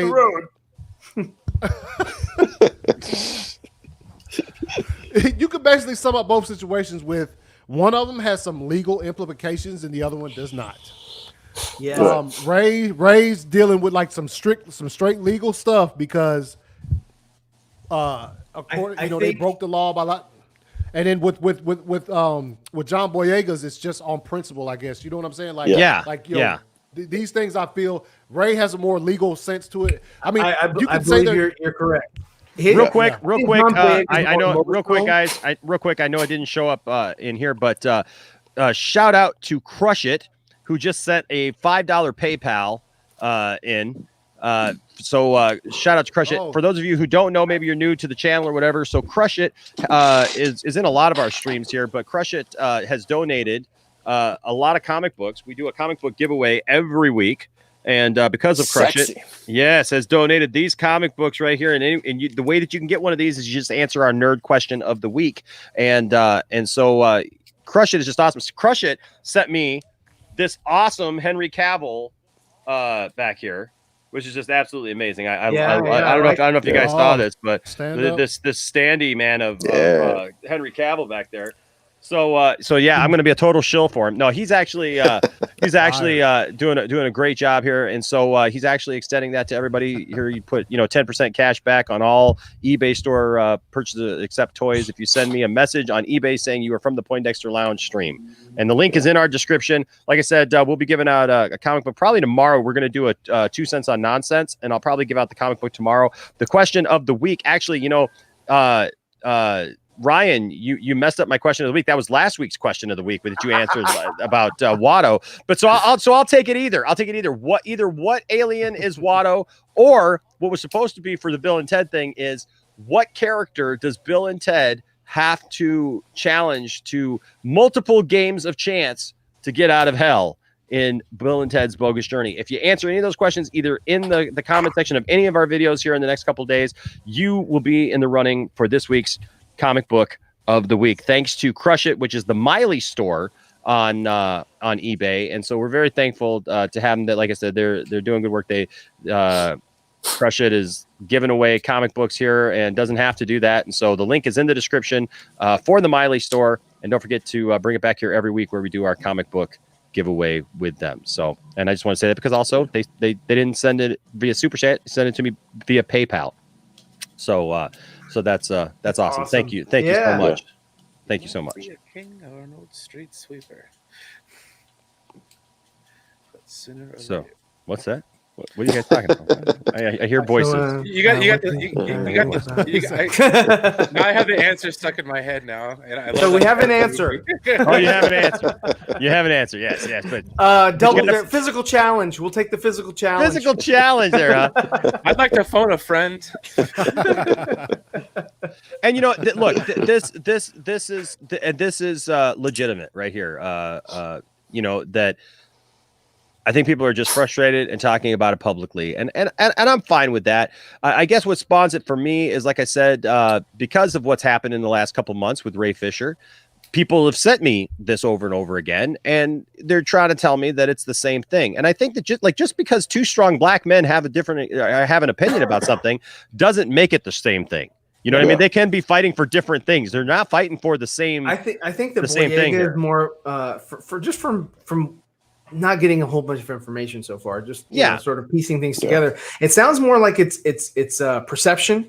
He perceives that this is what's going on or whatever. Because like we brought up a couple of different actors where it did happen. One was white, one was it's Latino, and hell, Benicio was supposed to be Darth Maul, and he just wanted to be included, and that's why he got this horrible role as DJ, which happened to be in the right place, wrong place, right time, right place, wrong time, or whatever. Only one person in the galaxy but like should have had his Benicio del Toro, though. So here's an interesting thing. Okay, so you got Benicio del Toro, who was just happy to be in Star Wars. Mm-hmm. Right, who just wanted to be in Star Wars, right? Daniel Craig, who's a white guy, didn't even get to show his face in Star Wars, but was just a stormtrooper in Star Wars. Right, he's the stormtrooper. He was in there as well. Simon Pegg, another white guy, did not show his face in Star Wars. Was just happy to be in Star Wars as Unkar Plutt. So you have this idea of other characters other actors who are not of color, just making parts. I'm sure Idris Elba was in there somewhere. Probably. But you know what I'm saying? Like I guess to me it's like when I look back, one of the things that made me fall in love with John Boyega to begin with was his initial reaction to the first Star Wars trailer for The Force Awakens. Do you guys remember that? No. Oh yeah. He was I remember he was excited. Yeah, he literally jumps over the couch. He is so excited. He's watching it with family and friends and stuff, and he loses his mind because he's just like, yeah, he's so excited that he's just in a Star Wars movie. And I guess to me, this is a little disheartening because I think a lot of people have just like we've gotten so just plugged up with the political stuff of Star Wars or with all the negativity of Star Wars and what some people like and don't like and all these things that it's like we're forgetting what we just love about Star Wars. And like if I could say anything to him would not be to convince John Boyega that he's somehow wrong for saying what he's saying, because that's not my place, and that's his truth, that's his opinion, that's his perception. But what I would tell him is John, don't forget what made you that excited to just be in a Star Wars movie when you were jumping over that couch. And do you think that's fair? Yeah, but I would have jumped over the couch before episode 7, 8, and 9 came out, but now I probably would be like, no, that's okay. No, I stopped jumping after. Get out of here! Get out of here! So no, but I wouldn't be in a Star Wars movie now. No, there's no way I'd want to be in a Star Wars movie. Star Wars, they still have TIE fighters.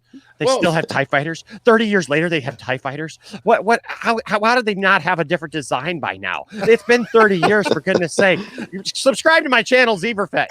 I couldn't have said it better myself. What I was going to say, though, is don't we as fans and people who have been in fan groups over the last few years bear some responsibility with how not Star Wars was made, but how it was received? I'm wondering if he got a lot of crap after the first couple ones. So when he said they better not try to Disney Plus me, you know what I mean? I think he took it as an insult. That was his, again, same thing. That was his paradigm. That was his perception that streaming was less than. And here we are, like, getting excited about Ben Affleck possibly doing a streaming show or Ray Fisher possibly doing a streaming show. And we're like, oh yeah, that'd be fantastic, that'd be great. And these people are like, oh, I'm sorry, I'll come back. I'll come back anytime. I'll do streaming for Disney. Sure. Yeah. Well, it seems like John Boyega is just tired of the whole Star Wars thing. Well, like I said, I think the menace had a lot to do with it. I mean, most people are when they get done doing their Star Wars trilogy. Most people have been tired of doing Star Wars because Star Wars takes a lot out of you, because people are opinionated and you hear every opinion under the sun about your performance. Hayden Christensen. Yeah, especially this last for trilogy the love of movie where says, the princes were in the movie. They I think they were stormtroopers as well. They were stormtroopers in the That's right. Yeah. No, you're absolutely right. Yeah. They were stormtroopers. So so that's what I'm saying. It's like there's always a different way you can look at it. But I had totally forgotten, Ryan, about the comment about them being about him saying that he didn't want to be in on the streaming thing. Yeah. Like because he, which kind of goes back to the thing. It's like it just feels like it's this attitude of like, I deserve better. I'm sure that he had that mentality, like movies are up here, streaming is down here. And that's kind of like, that line's getting blurred. Yeah. And you got what's his name coming back to play Obi-Wan? Yeah. Right? You got what's his name? The guy who plays the Mandalorian. Pedro Pascal. Pedro Pascal. Yeah. He's on there on the Mandalorian, but then also he's the main villain in Wonder Woman 84. Yeah, he is. Yeah. And he was also in the 84. Not in the 84. He was also in the Wonder Woman TV show pilot that never aired. But he was also in that. Have you seen that? And yes, have you seen that with Pilecki? No. Oh, I've seen it. I believe it's on YouTube, actually. I believe you can find it on YouTube. The full episode? That'd be great. I believe it's the full episode. Wow. I've watched it. Yeah. It's not that good. Just saying. I mean, she's nice to look at, but it's got to be better than Mulan. I'm going to finish watching that tomorrow. That's how bad it is. Yeah, but I agree with Bane R6 here when he says like he was I did it again. I said I don't know. Bane has never showed me anything to let me know what they are. I keep making that mistake, don't I? Don't I, Truth? Hold me accountable, Truth. All right. No. Bane R6 says he was just as much a fan as we are. And that's what I think we should all just remember. Like, look, being in the worst Star Wars movie is still being in a Star Wars movie. Would you be like, yeah, I was in the Ewok movies? Heck yeah, I would. You would? Heck yeah, I would. Ladies and gentlemen, if I was in the Star Wars holiday special, I would own that crap, okay? I would own every bit of that. Because you know who else was in the Star Wars holiday special? You look like you remind me of Lumpy. I could be itchy, man. Be like, get out of here, kids. Where's my? Oh, here we go. My VR stuff. Ooh, yay. The lady is seeing me. For those of you who haven't seen the holiday special, you're like, Enosh has lost it now. But yeah, man, I would own whatever it is that if I got a chance to be. I'd be stoked to be in a film. Anything. Yeah. I would take it. Absolutely, and I would own that stuff. I mean, look. Even as bad as the Star Wars holiday special is, look at all the great comedians who are in there. I don't remember it. Art Carney was on there. Yeah, they were trying to throw so much into that. B. Arthur was in there. Yeah, it was so what's odd. his name from the Carol Burnett show? No, Harvey. you talking about the little guy? No. Is it Harvey Korman? Yeah, I think it's Harvey Korman was in there. And the original cast was in there. Right? I mean, so Harrison Ford, they were. I think that's Mark Hamill. He's got so much makeup on. Yeah. It was Mark and Harrison was in it too. And I'm thinking like all this extra BS that he was in. I think it just totally like soured him for that role. That and he was a supporting character, part of the main cast, but he was still a supporting character. And Indiana Jones, he was there. The there was star. Tim Conway, yeah, Tim Conway. So I mean, look, man, if it's good enough for B. Arthur, Tim Conway, and Harvey Korman, dude. Golden Girls? What the fuck? And hey, by the way, aren't they doing another one? R6 is a dude. Fear not. I think what's his face Favreau wants to do another holiday special because he made I think it was the first Mandalorian episode. He made the character like reference. Life Day. Yeah. Yes. And that's awesome. That's awesome, guys. That's what I mean. Like I look at the holiday. Yes, I agree. It's awful. No, it's awesome. It's awesomely awful. It's awesome. It's the worst thing. Look, guys, if you've never seen the holiday special, it is here on YouTube. And I always tell people that the best way to watch it is do not watch it by yourself like I did the first time. Do not get the bootleg copy and pop it in and be like, ooh, I'm going to watch the holiday special because I'm a huge Star Wars fan and I'm going to love every minute of it because you will die first. All right? Like, seriously, you will die of boredom. Jefferson Starship is in there. Seriously, it was just such a collage of that would have been awesome. We built this city. Yes, do it. We built this city on. Now, do you think Palpatine was somewhere in there? Because you can't have a holiday special without Palpatine. Oh yeah, man, you gotta have that, right? but the thing is, though, is that if I just you can't gotta imagine. watch it. Look. There's two ways you guys can watch this. Okay, coming up. So one is it's actually here on YouTube. If you guys have ever watched Mystery Science Theater 3000, some of the guys who did that, they also do this thing called Riff Tracks. And Riff Tracks is hilarious. They actually do these events at movie theaters where you go and they riff on movies and stuff like that. And it's really funny. But they did one of the holiday special. Now, usually they charge for that and you have to buy that, but it's free. Somebody uploaded it to YouTube and the guys let it stay. Ooh. And it's hilarious. Like they just riff on that movie the whole way. But also coming up, we've talked about doing this. Me and my friend Johnny, we do our 2 cents on nonsense thing, We are going to do, we were talking about it in one of the streams one night, people started bringing it up. So we are going to do a 2 cents on nonsense viewing party of the holiday special. And I said, when we do it, there's no pausing it. We got to just go right through because it's a 2-hour movie. But like, because the Doomcock stuff, we'll pause it and laugh and talk about it. Stuff like we can't do that because we'll be here all day long. But we're gonna do the holiday special, and so so it should be fun, man. I mean, like I'm good with that. But yeah, like I said, I just always want people to remember, just like what it is you love about Star Wars. Don't and never. I think it's always an important thing to remember. Like never think you're more than you are. Because you're always replaceable. It's like even when you get these ideas in your head, like at your regular job, right? Like, oh, they can't replace me. Oh my gosh, this whole place would fall apart if it wasn't for me. I keep this place going. I'm the glue. Do you not know what I do in this place? And then it's like you're let go, and then like another, a week later, like the place is running just fine, didn't fall apart, didn't crash because we're all cogs, right? I mean, so there's a lot of people, and I just think it's unfortunate that like if it gets made into a racial thing, that it's like, well, my part wasn't better because I'm this or that. Yeah. Right. That's the unfortunate part of it. Well, we had a really good talk on my show the other day. You have a show? You caught that? You have a show? Yes. It was a fantastic show. Ladies and gentlemen, this guy has a show. I have a show. He has a show. He has a show. It was fantastic. And I had Joseph from Zod Rider on the show. And I also had who else was with us? ACS was with us as well, so he was there. And then Dawson. And we were talking about this sort of what you're talking about here, like no one is irreplaceable.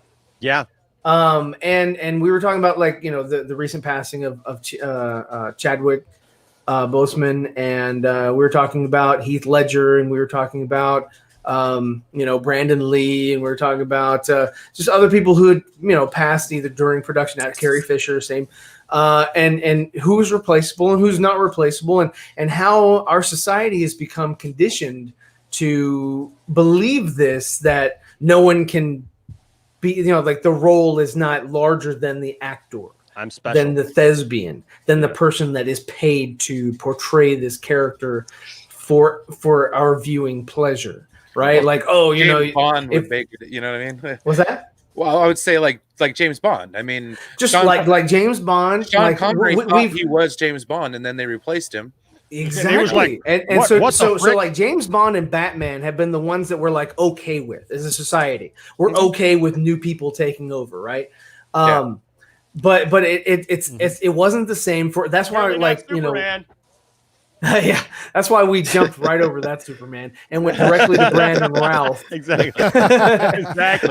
But the reason why Brandon got the role, and yes, Henry and Brandon were vying for the same role, is because of his uncanny resemblance to Christopher Reeve. Because everybody's like, oh, they will approve of this. Christopher Reeve's wife approved of it too. She was like, "Oh, it's like looking at my husband, from back in the day." And I'm sorry. I'm just getting this thought of Christopher Reeve's wife going. Yeah, like I just can't believe my eyes. You're so lucky you married. That's the guy you need to hire right there. Yeah, right there. Does he have a trainer? I will be his trainer. Yes, I like that. Yes. Yeah. But the same thing, like, okay, so we agreed that Nolan's third Batman movie suffered because they didn't replace Heath. That they replaced Heath in the Imaginarium with like Johnny Depp and a couple other actors to finish that movie out of respect, for him, because he died during production. Same thing with Brendan Lee. He died during production, Yeah. So I mean that, and everybody should be okay with everything. It's just entertainment. It's first world issues. And so, people should be all right with it. And it would have been fine had Nolan recast Joker, and said, hey, bring in Johnny Depp. He I'm sure he could have portrayed, just like say, hey, this is how Heath did it. Watch these old, tapes of Tom Waits, come back and here you go. And I think it would have been fine. I think it would have been a strong movie because yeah, exactly. Look at the truth silently, like making his presence known up in there in the chat. Exactly. Like, we're going to notice that. I'm not going to notice that. Unfortunately, there was a third movie That was it was just subpar. I love And it you, was- Truth. You are the man. You know what? You know what? Just because you're the man, and I love you, Brian. But I'm gonna take Brian out here real quick and then put him back just so I can be right here next to the Truth. Well, actually, Actually, Enoch, Makes all the do sense. me a favor. Grab me Yes. and lift me up. No. Grab my square and lift me up How do you do that? with the mouse. Okay. Can I do that? Is that Lift me oh my above. gosh! There you You go. like that? When did that happen? Dawson showed me Whoa! that. Hold on, wait. It's StreamYard tutorials right here live. When did that happen? There you go. It's like mess So with all now of you you don't guys. have to kick people out. You can just move people around. and Enosh, yes, there you go. You grab yourself. Because you know how Grab the host myself. is always at the top left? You don't have to Yes. do that anymore. Wow, that's awesome. Yeah. Now we're gonna confuse people a lot when they see these panels. Whose Like- stream is this? Like, whose stream is this? They're gonna be like, oh, it's Zeverfest stream. Never mind. Never mind. I'll come back later. So subscribe, everyone, and Well, yeah. If he's gonna tell you to subscribe, I'll put him back there. There you go. Well, as far as I like also accept the Cash App and Super Chats. Hey, guys, Cash I will App. say this. I will say this. Cash App. Speaking of Cash App, look, I do want to say this because I do get a lot of people actually who, I mean, we joke a lot about Cash App, obviously, as we have the last, last while. That impresses Enosh. Now we know. I Yes, like the you second two line signs. is correct. Yeah. Anyways, no, people always ask me. He's people easily always- entertained. If I had a shiny nickel, I would put it up on the screen for you now. Okay. when they It's the Last recast Star Trek, I got- So here's the thing. So we joke about the Cash App, right? And we joke about, but we do have a Cash App here. And yeah, it's like, whoa, there it is. Holy crap! Hold up the Cash App. Where's Anthony? But here's the thing, guys. If you are interested, like, did you know that you can get free money from Cash App? You can get free Yes, money you from can Cash. if you Yes. what is it? The refer friend? Yes, if you refer a friend. So I've got a link. If I refer you, you get $5 and the channel gets 15. So everybody who's like, I would give to the channel if I only had some money. I don't have any money, Enosh. I can't buy a t-shirt. I can't buy. That's fine. I love you anyways. But if you want $5 for free and you want to give us 15, Cash App, baby. Well, there it is. The Cash App right there. But don't Cash find App. it somewhere. It's back there. I don't know. Just hit me up on social media. I'll send you a link and you can like give $15 to the channel without even trying. So there you go. We also accept personal checks. Yeah, And but money not orders. from Zeverfest. Oh my god. Yeah, I'll send you a check, but it'll be post dated. Right, exactly. But no, I just this was something that today when I saw by the way, I love you too, man. I love you too. It still doesn't take away his truth. Yeah, exactly. Some guy named Master Nunn is down here thinking he's all smart and everything. Thinking He's the Master of None. Just say it. or is it Master of None D? Is that last name first? Yeah. Master Nunn D. But no, when they recast the Star Trek movies in 2009, I didn't mind that one too much either. I mean, There were a lot of people that lost their mind. Oh yeah, this is true. But I don't put myself in that camp. And they consider those Star Trek movies not to be Star Trek. Those are Star Wars Trek. Oh, the JJ Trek. JJ Trek. J Trek. It is. But I'm just saying, as far as Chris Pine goes, I mean, that really kickstarted what his career's been lately, was those Star Trek movies. And same thing with Zach Quinto. And it was really sad to lose Anton Yelchin when they made Star Trek Beyond. As far as recasting Chekhov, I don't see a need for him in those to begin with. If they're ever going to make another one, there's rumors about 4, but I just don't think it's going to happen. Yeah. Especially after Beyond. It was okay. I didn't watch it in the theaters. Watched it Redbox, but it did have Idris Elba in it though. Yeah. So it's good. Okay, got it. So it's good. And Beastie Boys. Hey, you guys, I gotta hop up off of here, man. All right, man. We're Beastie gonna. Boys was in there? Beastie Boys was in that jam, man. It's y'all now it's sabotage. They missed out by not using Intergalactic. Hey, ladies. Intergalactic, planetary, planetary, intergalactic, funky. intergalactic, planetary, There's even a line in there planetary, with a pitch from the neck from Mr. intergalactic, planetary, planetary, intergalactic. Call me with the sound effects. Appreciate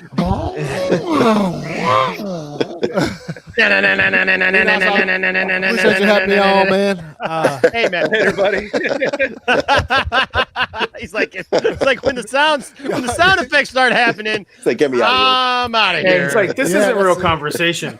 Hey, no, thank you, man. For All right, hey, man. no, R6. thanks for coming in, man. I appreciate you for sure, Peace. man. And be safe out there in that hotel room, man. Don't make sure you turn off that Hey, camera. thanks for having me. Yeah. All right, bro. I'll be in All right, touch bro. with you guys. All right, man. We'll see you All later. right, man. Yeah, no, that's a good point. I mean, recastings happen all the time. People come and go. Every time somebody thinks that like they're immune to that, it's gonna come back to bite them. And Well, yeah, it's like when Carrie Fisher died, people were talking about, well, I love you what too, are they man. going to do about episode 9? They were Right? like talking about Glenn Close or somebody Yeah, come to replace her, and people were losing their mind like, no, she can't be recast. Yeah. And I was I like, think you're right with the recast. dude, might as well. I mean, the trilogy's already going the way it's going anyway. I mean, it can't get any worse, right? What if you got People have it. That I can remove him for. Like, I may not need to remove him to like move him around anymore, but if I need to kick him out, I can still kick him out. It can't get any worse. Hi, I'm Zever Fett, and Star Wars can't get any worse. So I mean, that's all. That's his PSA. Hi, I'm Zever Fett. You might know me from every stream that I end up being on, and Star Wars can't get any worse. And Owen Wilson is my brother. Owen Wilson's my brother. Owen, how are you? And people are having that conversation with the recent tragic passing of Chadwick Boseman, right? People are like, Yes. all right, well, who's going to take over the Black Panther? Is it going to be his sister? I think yes, because Disney already did that. They already kind of put the feelers out there earlier. Mm-hmm. I mean, yes, he posted that one picture where he was at a ballpark and he was looking very, very frail. Yeah. And we were like, is he getting ready for a role? Is he is he sick? What's going on? And then I thought it was odd that Disney put that out there about Suri, I think that's your name, being the next Black Panther or whatever. And I was like, yeah, but I mean, how are they going to handle the afterlife Panther bit? Is that going to be another actor portraying T'Challa, or is that going to be a CG version of Chadwick? You know what? You just kind of you write a story in which maybe he is not able to come forward in that. I mean, it's just like Force Ghosts and things. Like maybe he's not able to come forward. Maybe he went down a dark path and didn't. Maybe he got into drugs at the end. After Endgame, he was like, "Oh yeah." Some tells me they're not going to do that one. There, like that would be a whole lot worse than recasting him. Like, yeah, they just totally destroy his legacy. Disney just totally destroys the whole thing. Disney. Wow. It's like, well, we fucked up Lion King. Like, we got Ryan Johnson writing it. We got Ryan Johnson writing the next one. Mulan and Star Wars and everything. I mean, I was waiting for that. I was waiting for that, Ryan, like for you to just say, well, they're getting Ryan Johnson to write it. So, God, no. I mean, at least we're not going to get another Knives Out, right? Oh, come on. Right? There was nothing wrong with Knives Out. Knives Out sucked. It did I just don't want to see another trilogy. It was predictable. Oh my god! The old ladies, the two people like went down the same path. And the old lady saw them both, and I was like, "Yeah, that's what's going to happen." It was horrible. Ugh, yeah. I have a bad. Okay, Ryan Johnson made a good movie, and it was called Looper, and that was about it. That was decent, yeah. That was a good movie. It was a good movie. It was a good movie. I really enjoyed Knives Out. I got to disagree with you there. I really enjoyed Knives Out. What'd you think about? I know you did a video about Bill and Ted. I haven't watched it yet, but what did you think about Bill and Ted? The real quick of it, I really like it now. I've seen it twice now, and I really like it now. The first time, I'll be honest with you, I think it's a testament to the fact that these franchises, when they're brought back 30 years later, you have to adjust yourself into them. Right, because you have all this stuff. You talking about like you're wearing looser pants? No. Listen. I'm just saying. I'm saying like you always come into when you have a franchise. When you have a franchise that is sat dormant. When you have a franchise. when you have a franchise that is sat dormant for 20, 30 years, yeah, you're thinking, okay, well, this is what Dune? Bill and Ted would be doing. Yeah. Oh, they got to be careful of that. But the thing is like when it's not a reboot, you have to go in thinking, okay, where these characters been? You go in with a certain idea of what's going on. And when things start happening a little differently, or you think, I really thought that, Bill and Ted probably should have been the ones to go looking for the musicians, maybe, and finding the musicians that were doing that. And maybe they should have gone back to the past to more reference what they did. And then maybe the daughters should have been the ones to go, searching for their dads and stuff like that in the future or whatever. Like, there's just weird little things there that like I thought about it. And that would have been funny too. I like the way they did it. They could have been with the moms. They could have been with the moms. Future Bill and Ted's. They could have been with the moms. Like I felt. Oh, the future Bill and Ted's were great, but I felt like the daughters could have been with the moms, who it was established were jumping around, and you never really saw that. A waste. But see, that's what they I'm were saying. Like so old and decrepit, and they didn't do anything. I was like, they were just kind of standing like. Like what? You're creepy. He asked my opinion, and then he didn't want it. He had to disagree. All right, I said 2 words, and then it was like 2 words. No. This is what I thought of this. What I thought of this. No. So, anyways, no. What I was saying is that what I was saying is like the moms, when they established that the moms were jumping around in time too. What Tiffany even mentioned, I thought that would have been great. Is like you established that the daughters were with the moms, jumping around, meeting all these future Bill and Teds. Where like because the whole thing with the moms was they were trying to they were trying to realize like what they loved about being with Bill and Ted.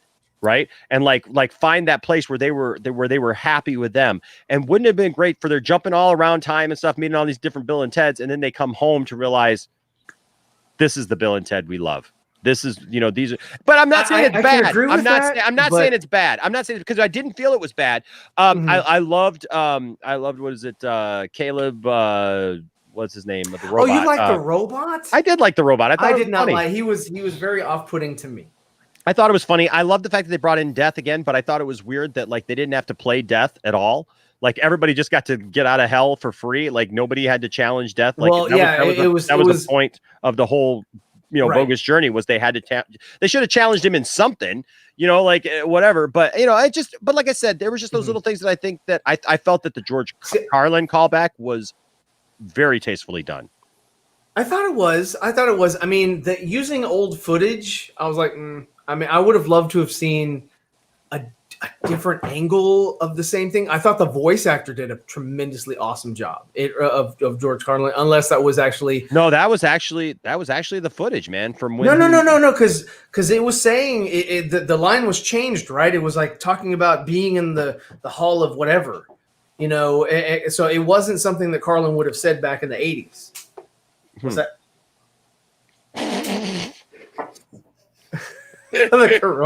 Are you talking about Batman? That's what we talked about last night. Oh, okay. Are you talking about Black Adam? It was a spirited conversation.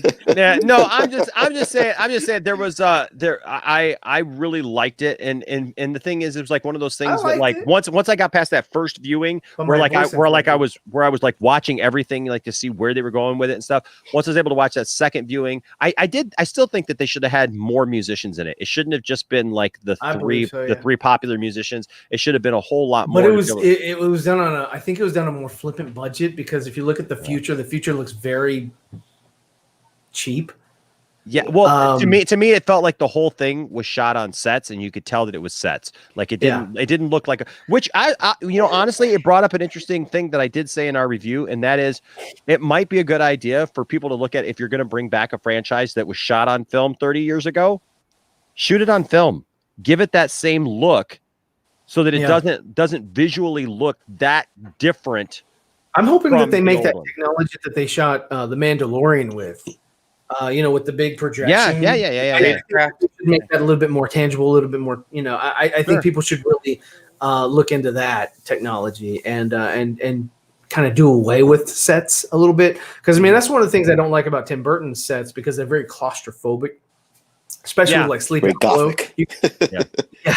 And his Planet of the Apes, when they're sort of in the ape village or whatever the hell. It looks like a set. It looks like you could see that set right there, sort of like in a Six Flags park or in exactly. I agree with you.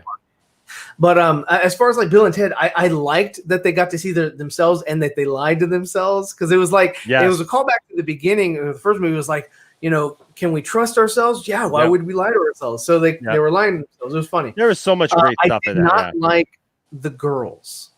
I thought that their performances were weak. I thought either they should have had better actresses, because it felt to me like they were fake. It just felt too fake. Like they were trying too hard to. They were more like Bill. They were more like Bill and Ted than Bill and Ted were. Yeah, it was like they were caricatures, and it just didn't work for me.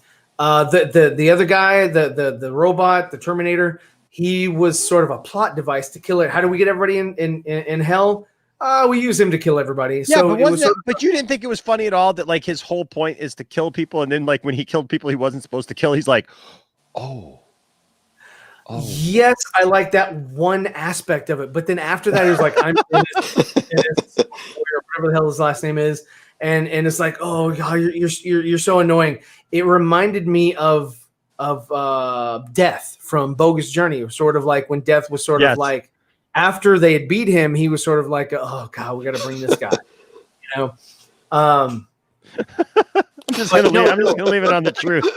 I'm just waiting till the truth says something. It's this is a very stimulating conversation. Or Dennis, and that's exactly I agree with truth. Yeah, no, it was good. Like I said, it was funny. I'm so glad that they made it.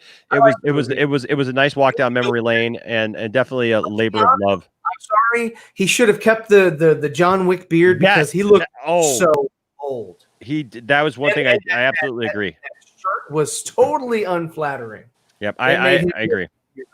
I agree. He should have definitely kept the beard through the whole thing, because even when he had a beard as an old man, he looked better. When he had the beard as like the big buff guy, he looked better. Like it was one of the things we mentioned as well.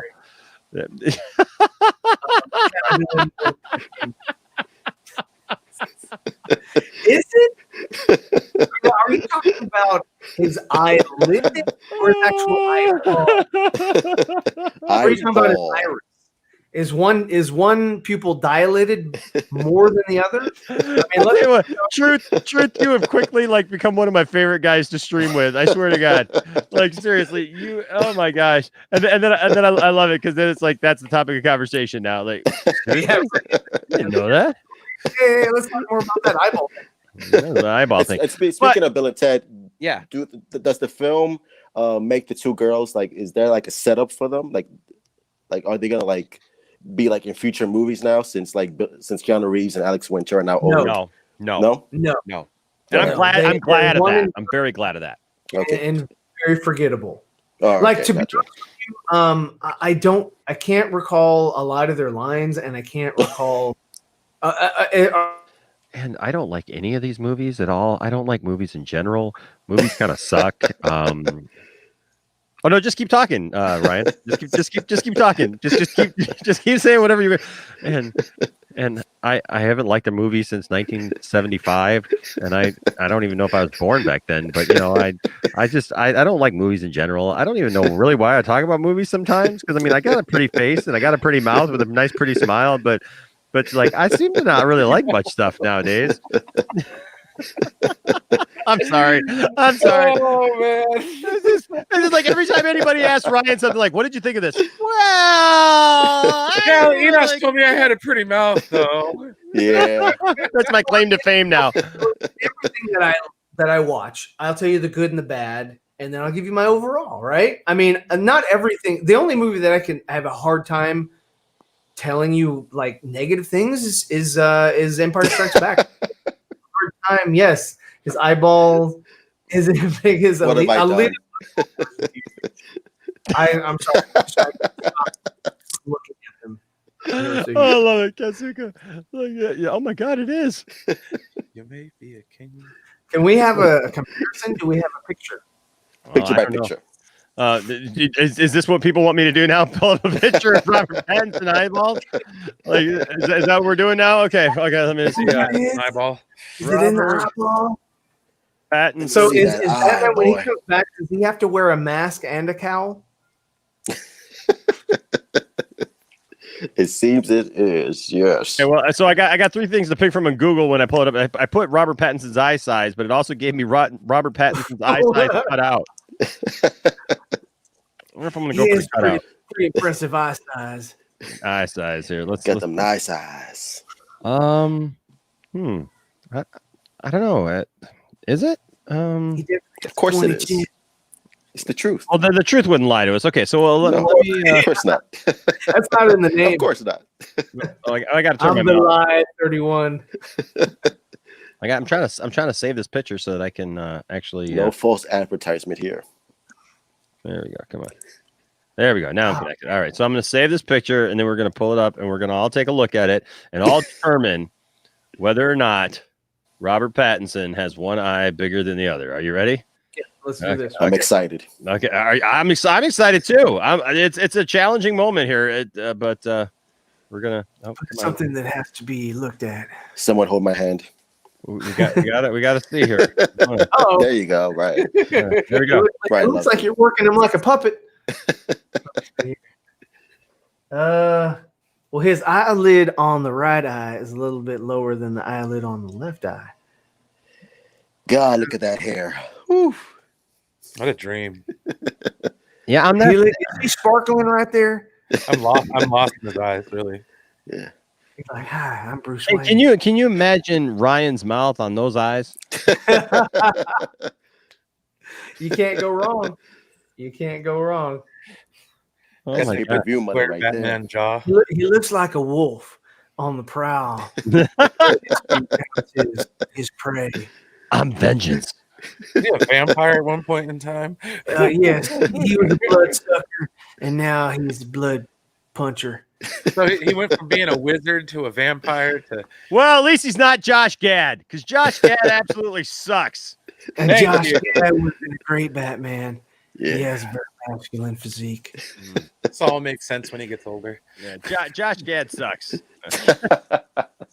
you missed it, Ryan. I read last night my whole take on Josh Gad. I never. Your whole thing, because you mentioned something to Max about Josh Gad. Was it Max? I don't know, but it came up late in the stream last night, and I because it was a texting thread between the guys who are on my Poindexter Council and I, and like even though we haven't done one of those in a while, we still we have got this texting thread that we all talk to each other, and somebody brought up Josh Gad as should have played the Penguin, and I was like, heck no. Yeah. He would have been horrible. It'd have been awful. And like, so we went back and forth, and basically I went on this whole. You just got to see the video sometime.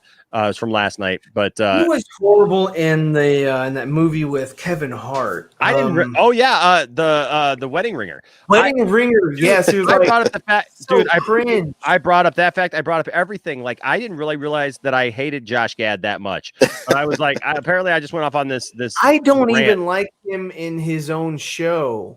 He has a show? When he does those Is that a show? flashback Good God, no. things, he's like, Late to the party. What's wrong with Josh Gad? Everything. Everything. Well, somebody said one of the people in that thread asked me like, well, I'd be interested to see what he would have looked like as a Joker. I'm like, well, let me set it up for you. He's an overweight guy who's sweaty, even though he's not exerting himself. His facial hair could grow out in a day. Could you see him as an arms dealer? No. He's unsure of himself. He's fighting and stumbling his way through everything. And then I said, who would have made a great Penguin? Philip Seymour Hoffman. Yeah, he would have been great. Yeah, I think he. And then they were talking about him. And then when I said that, everybody in the thread was like, "Oh yeah, we'd love to see that." And I said, "Now think about Philip Seymour Hoffman and what a great actor he is, and what an amazing guy he is, and now try to argue with me that Josh Gad should have been the Penguin playing the same role. You can't win that argument. There is no way." Oh my God! He's gonna be like the Olaf version of the Penguin. Okay, one of my producers, as Mad Max would say, stay on topic.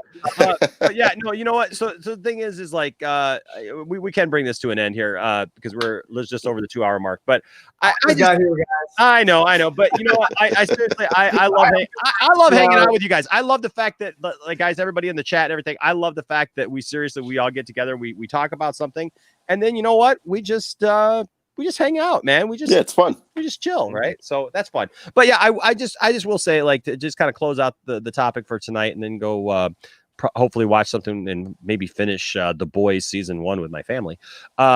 Is that Mulan. I ain't watching Mulan. I said from the very beginning I wasn't paying for Mulan. You'd have to pay me to watch Mulan.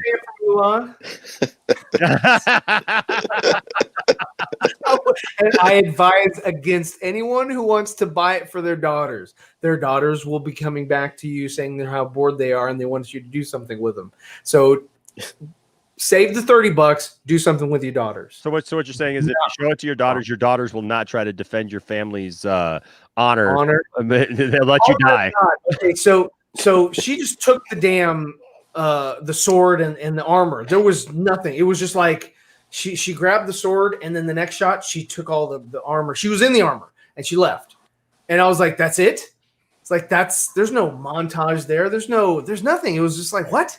Yeah. There's no Mushu. Cricket's a guy. He's some, dude in the army now. So yeah, Bane, so tonight was supposed to be another episode of 2 Cents. But Johnny and I couldn't work out the schedule thing. So tomorrow night we are going to do 2 Cents on Nonsense, and we're going to reveal our 2 new T-shirts for the Doomcock thing and for the Mike Zero thing. It should be fun. So awesome. Yeah, but hey guys, no, just I accidentally clicked on that. What is that? Oh, yeah. Hey, Geeks Cosmos, everyone, welcome at the Point Extra Lounge, a place to nerd. Everyone, smash the like button. I see. Yeah. I even accidentally clicked on that. That was good. Okay. so I think the point of the whole night is Mulan is not worth $30. Okay, so if they're gonna make it free in December, yeah, why watch it now? Why? There's no reason. It's not good. There's nothing fantastical about it. There's a lady that turns into a bird. And then there's a weird looking, what are those things called? Dumbledore had it. Phoenix. There's a weird looking phoenix. There you go. Okay. Probably about 5 or 6 o'clock Eastern Standard Time tomorrow. All right. So be looking for 2 Cents on Nonsense. We're going to be doing another Mike Zero joint tomorrow. So yeah. So awesome. but yeah, I think just to summarize this all is like, look, there are plenty of important subjects in the world going on right now. We live in a world where there's a lot of interesting things that people are going through. People are going through different things. I think that it actually is a disservice when we try to bunch everybody's stuff up together just because maybe they're the same race or we act like everyone's fight is the same, because it's not. Everyone has a different reason why they're fighting for something, and it doesn't matter if they're the same color or they're different colors or whatever. When Ryan came in, he put the point correct. Is that somebody's truth is their truth. Now they need to be able to back that up over time. And you got to be able to give people the benefit of the doubt, which I do give John Boyega. Look, I'm not like married to Disney where it's like I just feel like Disney can do no wrong. That's not how I feel about the sequels. Even though I like the sequels, I will point out the things that I think are stupid about them and the things that I think Disney has done wrong. But that being said, I found it very strange that people have kind of lumped both these guys together just because basically over nothing else than the fact that they're both very outspoken. They're both obviously part of the Black Lives Matters movement. Right. So I'm sure that they both have very similar social commentary that they both believe in. And that's fine. That's great. And I even saw something, and I couldn't find it again, but I saw something where I believe that Ray Fisher said something back about the John Boyega thing and said hey, after this whole thing died I think so. I'd be willing to have a conversation about what John Boyega went through, because if that's true that he felt like he was promised a bigger role or something like that, then that's a whole other discussion. But I think the thing is we got to remember is we don't always get what we think we deserve either, and to never Rolling Stone song. Yeah, sometimes you only get what you want, but you get what you need, and sometimes you got to take one situation to get your prescription filled. Yeah, sometimes you got to take the situation that you've been given. I don't know what that was. Part of the song. But you take you take your situation, and if you get to be in a Star Wars movie, use that to the best of your ability to springboard that to something else. There's been plenty of things and opportunities that I've got in my life that I've used to springboard into other things. Some people in my life are sick of hearing about those things, but other people, when they hear that for the first time, they go, "Oh, that's cool," and it means something to them too, And so it's just, it's like you can either in anything you can either sit back and play the victim, or you can raise a light to injustice. Or you can just be kind of spoiled sometimes and think that you deserve something that maybe you didn't earn, and that goes across the board for everybody. But that's kind of my last feelings about it. Truth. What are your final thoughts tonight? Yeah, I mean, first of all, it's a great stream. I love being here, and I think I understand where John Boyega's coming from, right? Because obviously we're both minorities, and maybe wait a second, what? Yeah, we're both minorities. Crazy, right? What? Yeah, with 3 white guys, I feel unsafe. But here's the thing: the most important thing here. You think I'm white? Hey, look, we can do something about that. We can remove one leech right There now. you go. And now you feel safer. Feel good. But yeah, I understand where John Boyega's coming from. I understand, where Ray Fisher's coming from, and I think it's important to have discussions. And you know what? It's okay if we don't all agree. That's fine. Yeah. We all have different perspectives. We all have different opinions.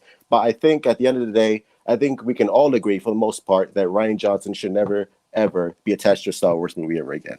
You know what? So even as a fan of The Last Jedi, I agree with that because it's become so divisive. Like, I do not want Rian Johnson to be given that. Divisive.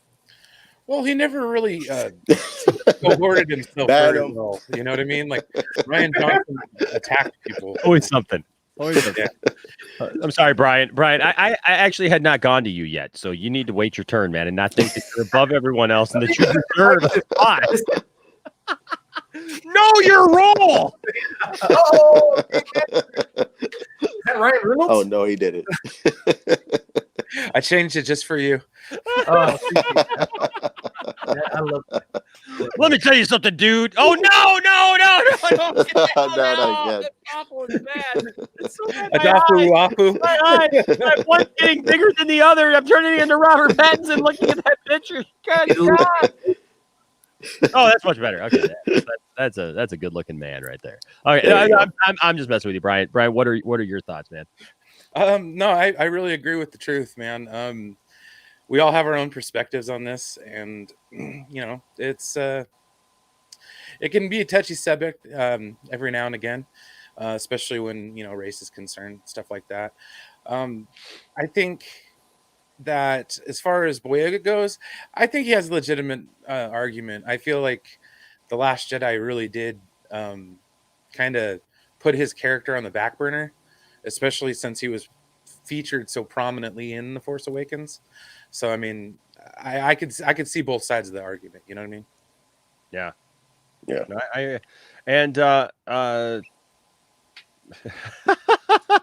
was that thing before Harrison Ford? Okay, have you ever seen Star Trek Insurrection? And if you haven't, good for you. Yeah, you're better off not seeing it. But anyways, he was the main villain. It was the guy from Amadeus. Oh, so bad though. Like his skin, like he had to rejuvenate his skin, and so like they had these little things that pulled. Yeah, it was like facelifts. It was like a whole take on cosmetic surgery. Yeah. Oh, so bad. It was 90s Star Trek. What do you do? Yeah. For sure. But hey, Ryan, what are your closing thoughts besides the fact that you hate Star Wars and you hate everything? And how can I hate Star Wars? I have a Star Wars show that you're going to be on. Oh, that's right. That's right. You're taking the position of against Star Wars, right? I enjoy good Star Wars. There you go. That's relative. Yes, it is. There's I'm mainly because it's a saga and the relatives are related to the Skywalkers. So my final thoughts are, like you were saying earlier, people have a tendency these days to compartmentalize, label, and then kind of tuck it away. And like, that's why they lump things together so that they really don't have to spend too much time thinking on it, worrying about it, caring about somebody else's strives, or the different issues or nuances that people go through, because they're like, oh, well, he's like this guy, so that's filed here and on with my day. And that's kind of it. And yeah, you know what? Like I said before, on this stream and the other streams or whatever, these are first world issues, man. I mean, do I think that there are good old boys clubs? Yes, there are. And do I think that those need to continue? No, I do not. I think that we need to strive to see things better and to always hold people accountable to a standard that hasn't been implemented in society yet. So is that a hard thing to accomplish? Yes and no. Yes, because you're dealing with stubborn people. No, because you can get around that. You can grow and you can become better. Gary Busey have great teeth.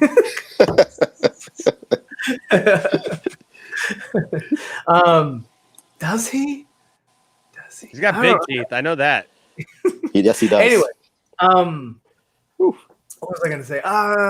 But yeah, that's kind of it. I mean, do I think that this is that these are issues or problems or whatever that we're going to solve in our lifetime? Probably not. Yeah. I think it'll get better, but I don't think it'll be solved. I think that I mean, hell, we could all be the same pigment, but you have people who have blue eyes, green eyes, hazel eyes, and then you have people who have, brown eyes, black eyes, whatever. And those are the Morlocks, and the blue and green and hazel and all the different spectrum eyes. Those are the especially this guy right here, Pattinson. They're the what was it, Nimoy or Eloy? They're the Eloy, and so even those small subtle differences, people are always going to gravitate, sure. and sort of, say that, hey, we're of this caliber of society, person, whatever, race, whatever it is, genetic, I mean that thousands of years ahead of, in the future, it'll probably be a genetic kind of thing, like this genetic is these type of people, and this genetic is these type of people, and they're engineered this way, and whatever it is. I mean, we're never getting, because we are the worst things about this world, because we suck. Yeah. And y'all have a great evening. On that high note. But then at the end of the culmination, and I rest No. I think I have that ring. I have to go look. I think I have that ring. Heck yeah, baby. Superman ring. Yeah, speaking of that, but hey guys, great conversation tonight. I always enjoy talking with everyone. You guys are in the chat. You guys have been absolutely fantastic. You're absolutely awesome. Hey, Movie Madness Entertainment, Max, do you have a show tonight? Yes, he does. Yes, don't waste your money on Mulan. He is absolutely correct. I thought you're gonna say don't waste your money on Max. Like, don't waste your money on Max. Yes, do not waste your money on Max. What time's the show, man? What time's the show? 5 more minutes. 5 more minutes. Well, hey, we're gonna have to go say hi to Max then. All right, so there you go. There you go, guys. I will say this, jumping out of here. So we are getting ready to start memberships to the channel. Thank you, first of all, to everyone. You guys are, you know what? The people who support this channel are just mind-blowing to me. I mean, thank you to our Patreon supporters. You guys are awesome. I appreciate you guys. I just can't believe that like people like support us like they do. I mean, it's just fantastic. So that being said, people have been asking for memberships. We finally got approved for memberships. So I'm putting those together. I got to make the last thing I got to do is I got to make a video basically telling people, hey, you should be a member of the channel, because they make you do that as part of like signing up for memberships. You can't you got to go through this whole process of like creating all this stuff. And then they're like, oh, one more thing to do. It's like Jurassic Park. You have to make a video. It's like, what? I gotta make a video. What? I'm on YouTube to make videos. I don't know. But coming up, once you guys do join, and the levels are like low to high and stuff. You can literally get anything just from acknowledgement. Low membership. No, well, you can get everything from like just basically. Here's one of our low members now. No. Low member. I'm saying the price is low, not the people who are members, but you can get everything from just like an acknowledgement or whatever, all the way to if you get the highest level, you get a new T-shirt every month from the Poindexter. Nice. So, yeah. So and then you get like private streams, you get like fun stuff that we're doing later. But we're gonna have yeah, right. Like you can just talk to me like private. Like you won't even have Zeverfett like intervening and like like you can ask me. You can cut me off when you ask me a question. Like cutting me off is saying something because I talk a lot. Good God. But no, we're gonna have like like our own little emojis, our emoticons or whatever. So you get that. You get the punch in, emoji. You get my son doing that one. I got another one here. You get the laid back. Seriously, Zeverfett? Seriously? If you become a new member, you get the new member badge. You get the 1 month badge. What's that? The low members get which badge? You get the new member badge right off the bat. You get the new member badge. Have you guys ever seen? It's just 2 different letters. Have you guys ever seen the John Ritter movie Superhero for Hire? No. Dude, you got to see that movie. It's great. It's about basically a company puts together like a superhero from a comic that like basically goes out into the city and all these different people play him. And John Ritter is one of it's like Captain something. Captain Avenger, I think is what it is. And John he gets off his shift of playing this character and he goes into a store and he ends up saving a lady and he becomes the Captain Avenger to everyone. And his suit is very much like this badge, and so that's why I did that badge. But then there's a 1 month member. You get the 2 month membership with Landon on it for the nerd family. You get the 6 month membership, and then if you're around for long enough, you get the prestigious 1 year member award. So like, those are for the high members, right? No, that's the high member, man. You got to be high to stick around for a year. So, those are all coming. Those are all coming because you guys are awesome and you guys have asked for it, and so I appreciate it. So don't forget, we do have T-shirts. Yes, we do have T-shirts. We do have 2 new T-shirts that we're debuting tomorrow that revolve around Doomcock and Mike Zero, and then for everyone who's answered, everyone who's we gave a ton of stuff away around here, man.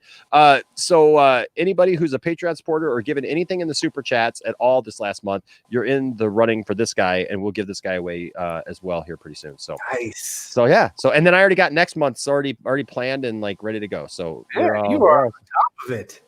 Dude, I'm telling you what, man. I'll tell you what, you got to be on top of these things, man. You got to be like, like I don't know, but coordinate. Yeah. So like, what's the what's the Zeverfett channel giving away?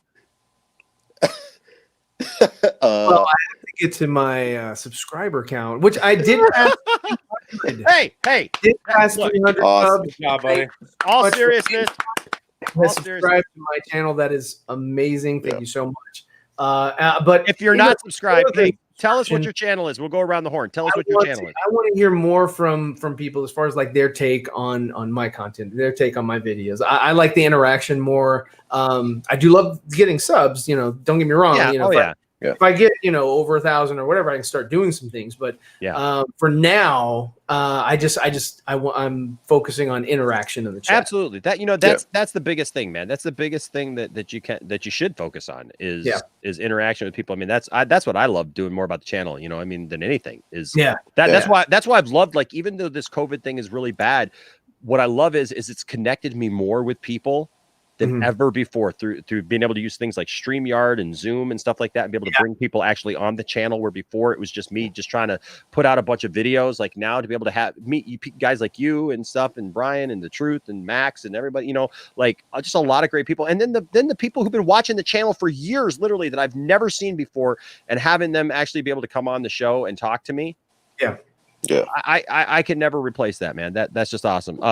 This just in, Cisco E. Downey Jr. has a bigger left nostril than his right. That's not true. No. I think that's actually You heard it right here. That's not true. The truth has spoken. That's not you. Emphatically, that was nope. Get out of here with that nonsense. We need to debunk this. I'm not pulling up that picture. I'm not pulling up that picture. All right. So what's your channel again, Ryan? Yeah, my channel is Zeverfet, ZEEVERFETT. And we do a lot of pop culture stuff over there, my son and myself, and it's a good time. We just reviewed Superman Man of Tomorrow. I still gotta watch it. I still gotta watch it. And that one wasn't that great. It was that's a big surprise. Cool concepts. It was cool concepts. I didn't really care for it. It wasn't really a good movie when I really had to break it down. I mean, I thought it was going to be good, but then I remembered that it was something that I was watching, and then I realized, well, I'm watching it. It's probably not going to be good. Subscribe to my channel, Zeverfet, because where we don't like anything. I love Ryan Stretch goes like, we just reviewed Superman. It wasn't any good. I know. You should go watch. You should go watch our review of it because our review is better than the movie was. Well, hey, that is the situation in some of the the Stargirl.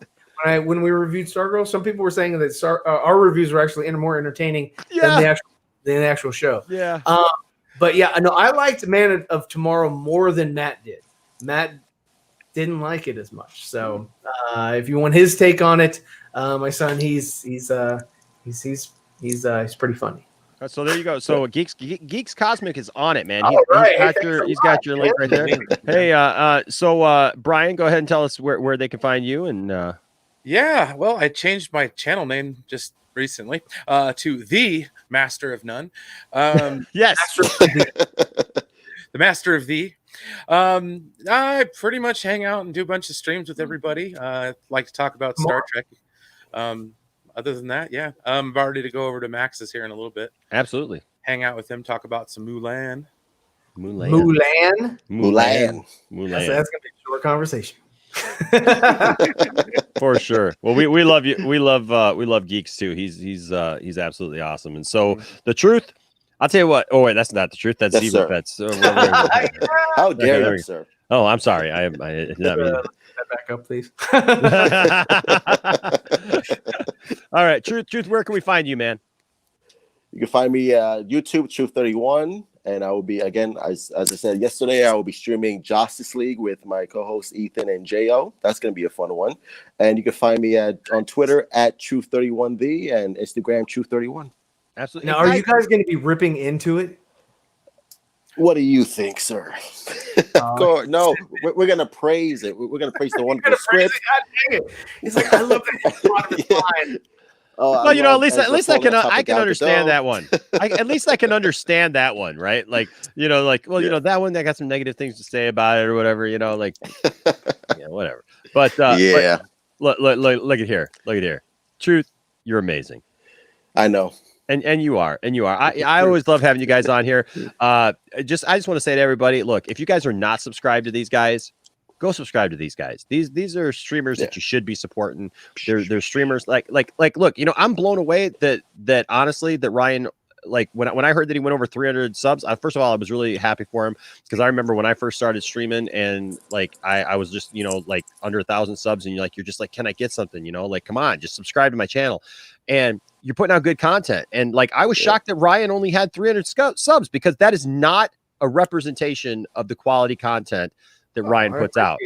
That's high praise, actually. No, I'm just saying, like, well, it bugs me because anytime like these haters, they'll come in and they're like, oh yeah, well, the person that you're talking about has 100,000 subs, like, or 200,000 subs. What do you got to say about that? It's like, that doesn't mean that the content of my channel is any less or any less valid or important or whatever than the person who has, that. It just means one, maybe I haven't gotten the exposure. Maybe the algorithm hasn't been good to me, or maybe people just darn haven't found me yet. And then there's people who just lurk. There's people who like keep watching the channel over and over and over again. And they never subscribe. That's why in some of my videos, I started saying, hey, subscribe right now. Don't wait till later.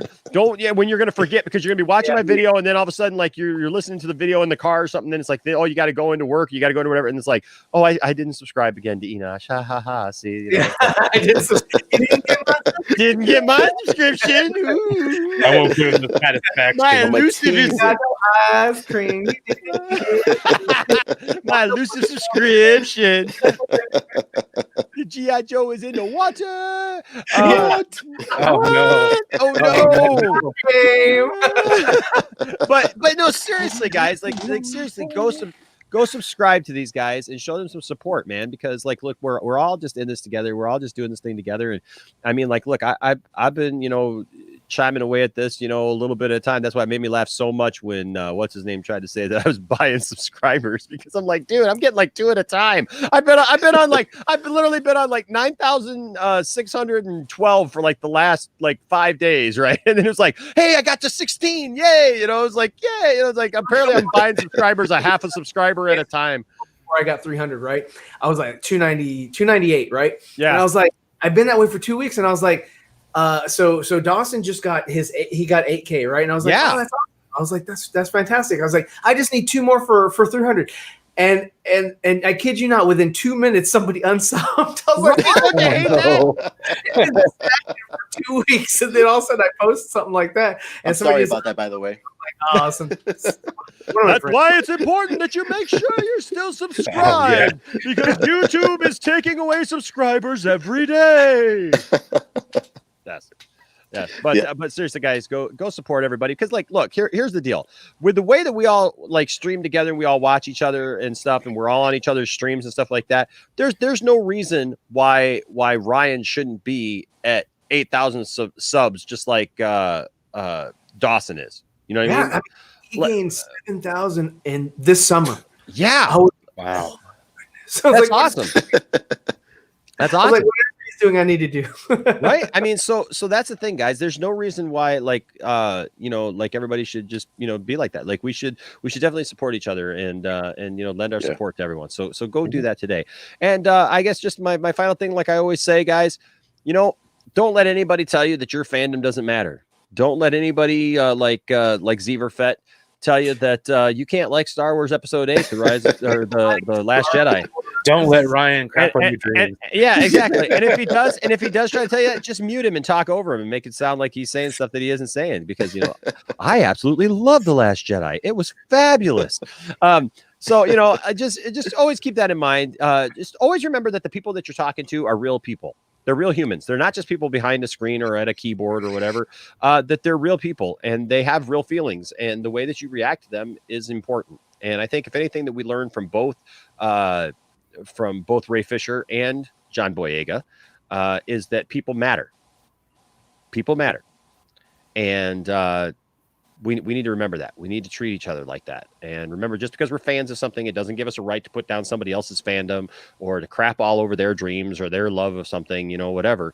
That's not our position to do it. Just you can have a discussion all day long. And that's what we have. We have fun discussions. We have fun discussions where we talk about these things.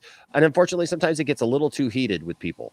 And people take that out, and then there's others who just get lost in the eyes of this man right here. Oh, that's a dreamboat right there. Is that I'm not too sure about, but but it's okay. It's okay. So guys, just remember, be good to each other, stay nerdy, don't let anybody tell you that you don't matter, and just know that no matter what Ryan does over in his channel and tells you that you suck. I just love picking on Ryan because he's down there. Right? He's down there. But we're gonna raise Ryan up. I raise you up so you can be in the corner, then put you back because that's where you belong. Abuse. No. I rolled a 3. All right, guys. Well, hey, thank you to everyone who's been watching. Thank you for everyone, your comments and everything. You guys are just awesome. Yes, even the Nicotina show deserves your subscribers. You're subscribed there. Great guy. Nicotina is a great guy. I've really, I didn't know Nicotina when I first. All the bad comments, bad takes, just horrible, just bitter man he is. Subscribe to Nicotina show. If you there want. You go. I do have to say. Well, thank you for the love of movies. You're awesome. Oh man, dude, nice. Yes. Thank you. That's Appreciate awesome. it. You're awesome. And then there we go. So there you go. But so I will say this about Nicotina. So like I didn't know Nicotina when I first joined into this whole group and everything. And I didn't see Nicotina. Like for the longest time, I kept hearing his name, but like I didn't know who he was, no nothing. And then I tried to look him up, and I found this rapper who was obviously not Nicotina. So hey yo for He's got no yeah, rap. walk around, yeah. something you want to share there, Brian? Yeah, and being a Californian and a Bay Area aficionado, Andre Nicotina is a really good rapper, but his raps are about one type of drug, and that's pretty much it. Death stick. Yes. All right, but hey guys, no, just like I said, just be good to each other. Go subscribe to everybody, and because we're always all accepting new subscribers and new people to join our groups and to join the nerd family that we all are. Until next time, my name is Enosh, aka Enosh Fett, along with The Truth, Brian, Master of None, and Ryan Zever Fett, Master of T-shirts. But I hold the Nicolas Cage T-shirt. Yes. Oh, This is not happening. The man ultimate. I saved this shirt just for you, Ryan. Like I did not wear this shirt on any stream this week. That was good. That was a great reveal because I was like, I saw his face, but you have your mic hiding, and I was like, what is that? It's like peering out there. I'm Kal-El of Krypton. I'm not of your world. That's right. I should do a whole show with just like this, and like just with the camera aimed down at my shirt, right, and the microphone right in front, and just like do the whole thing just like that. All right. Well, I think that Brian just went over to Max's stream. So guys, head over to Max's, show Max some love, and let him know that the Poindexter Lounge sent you. Until next time, stay nerdy, and we'll see you next time here in the Poindexter Lounge. Bye-bye.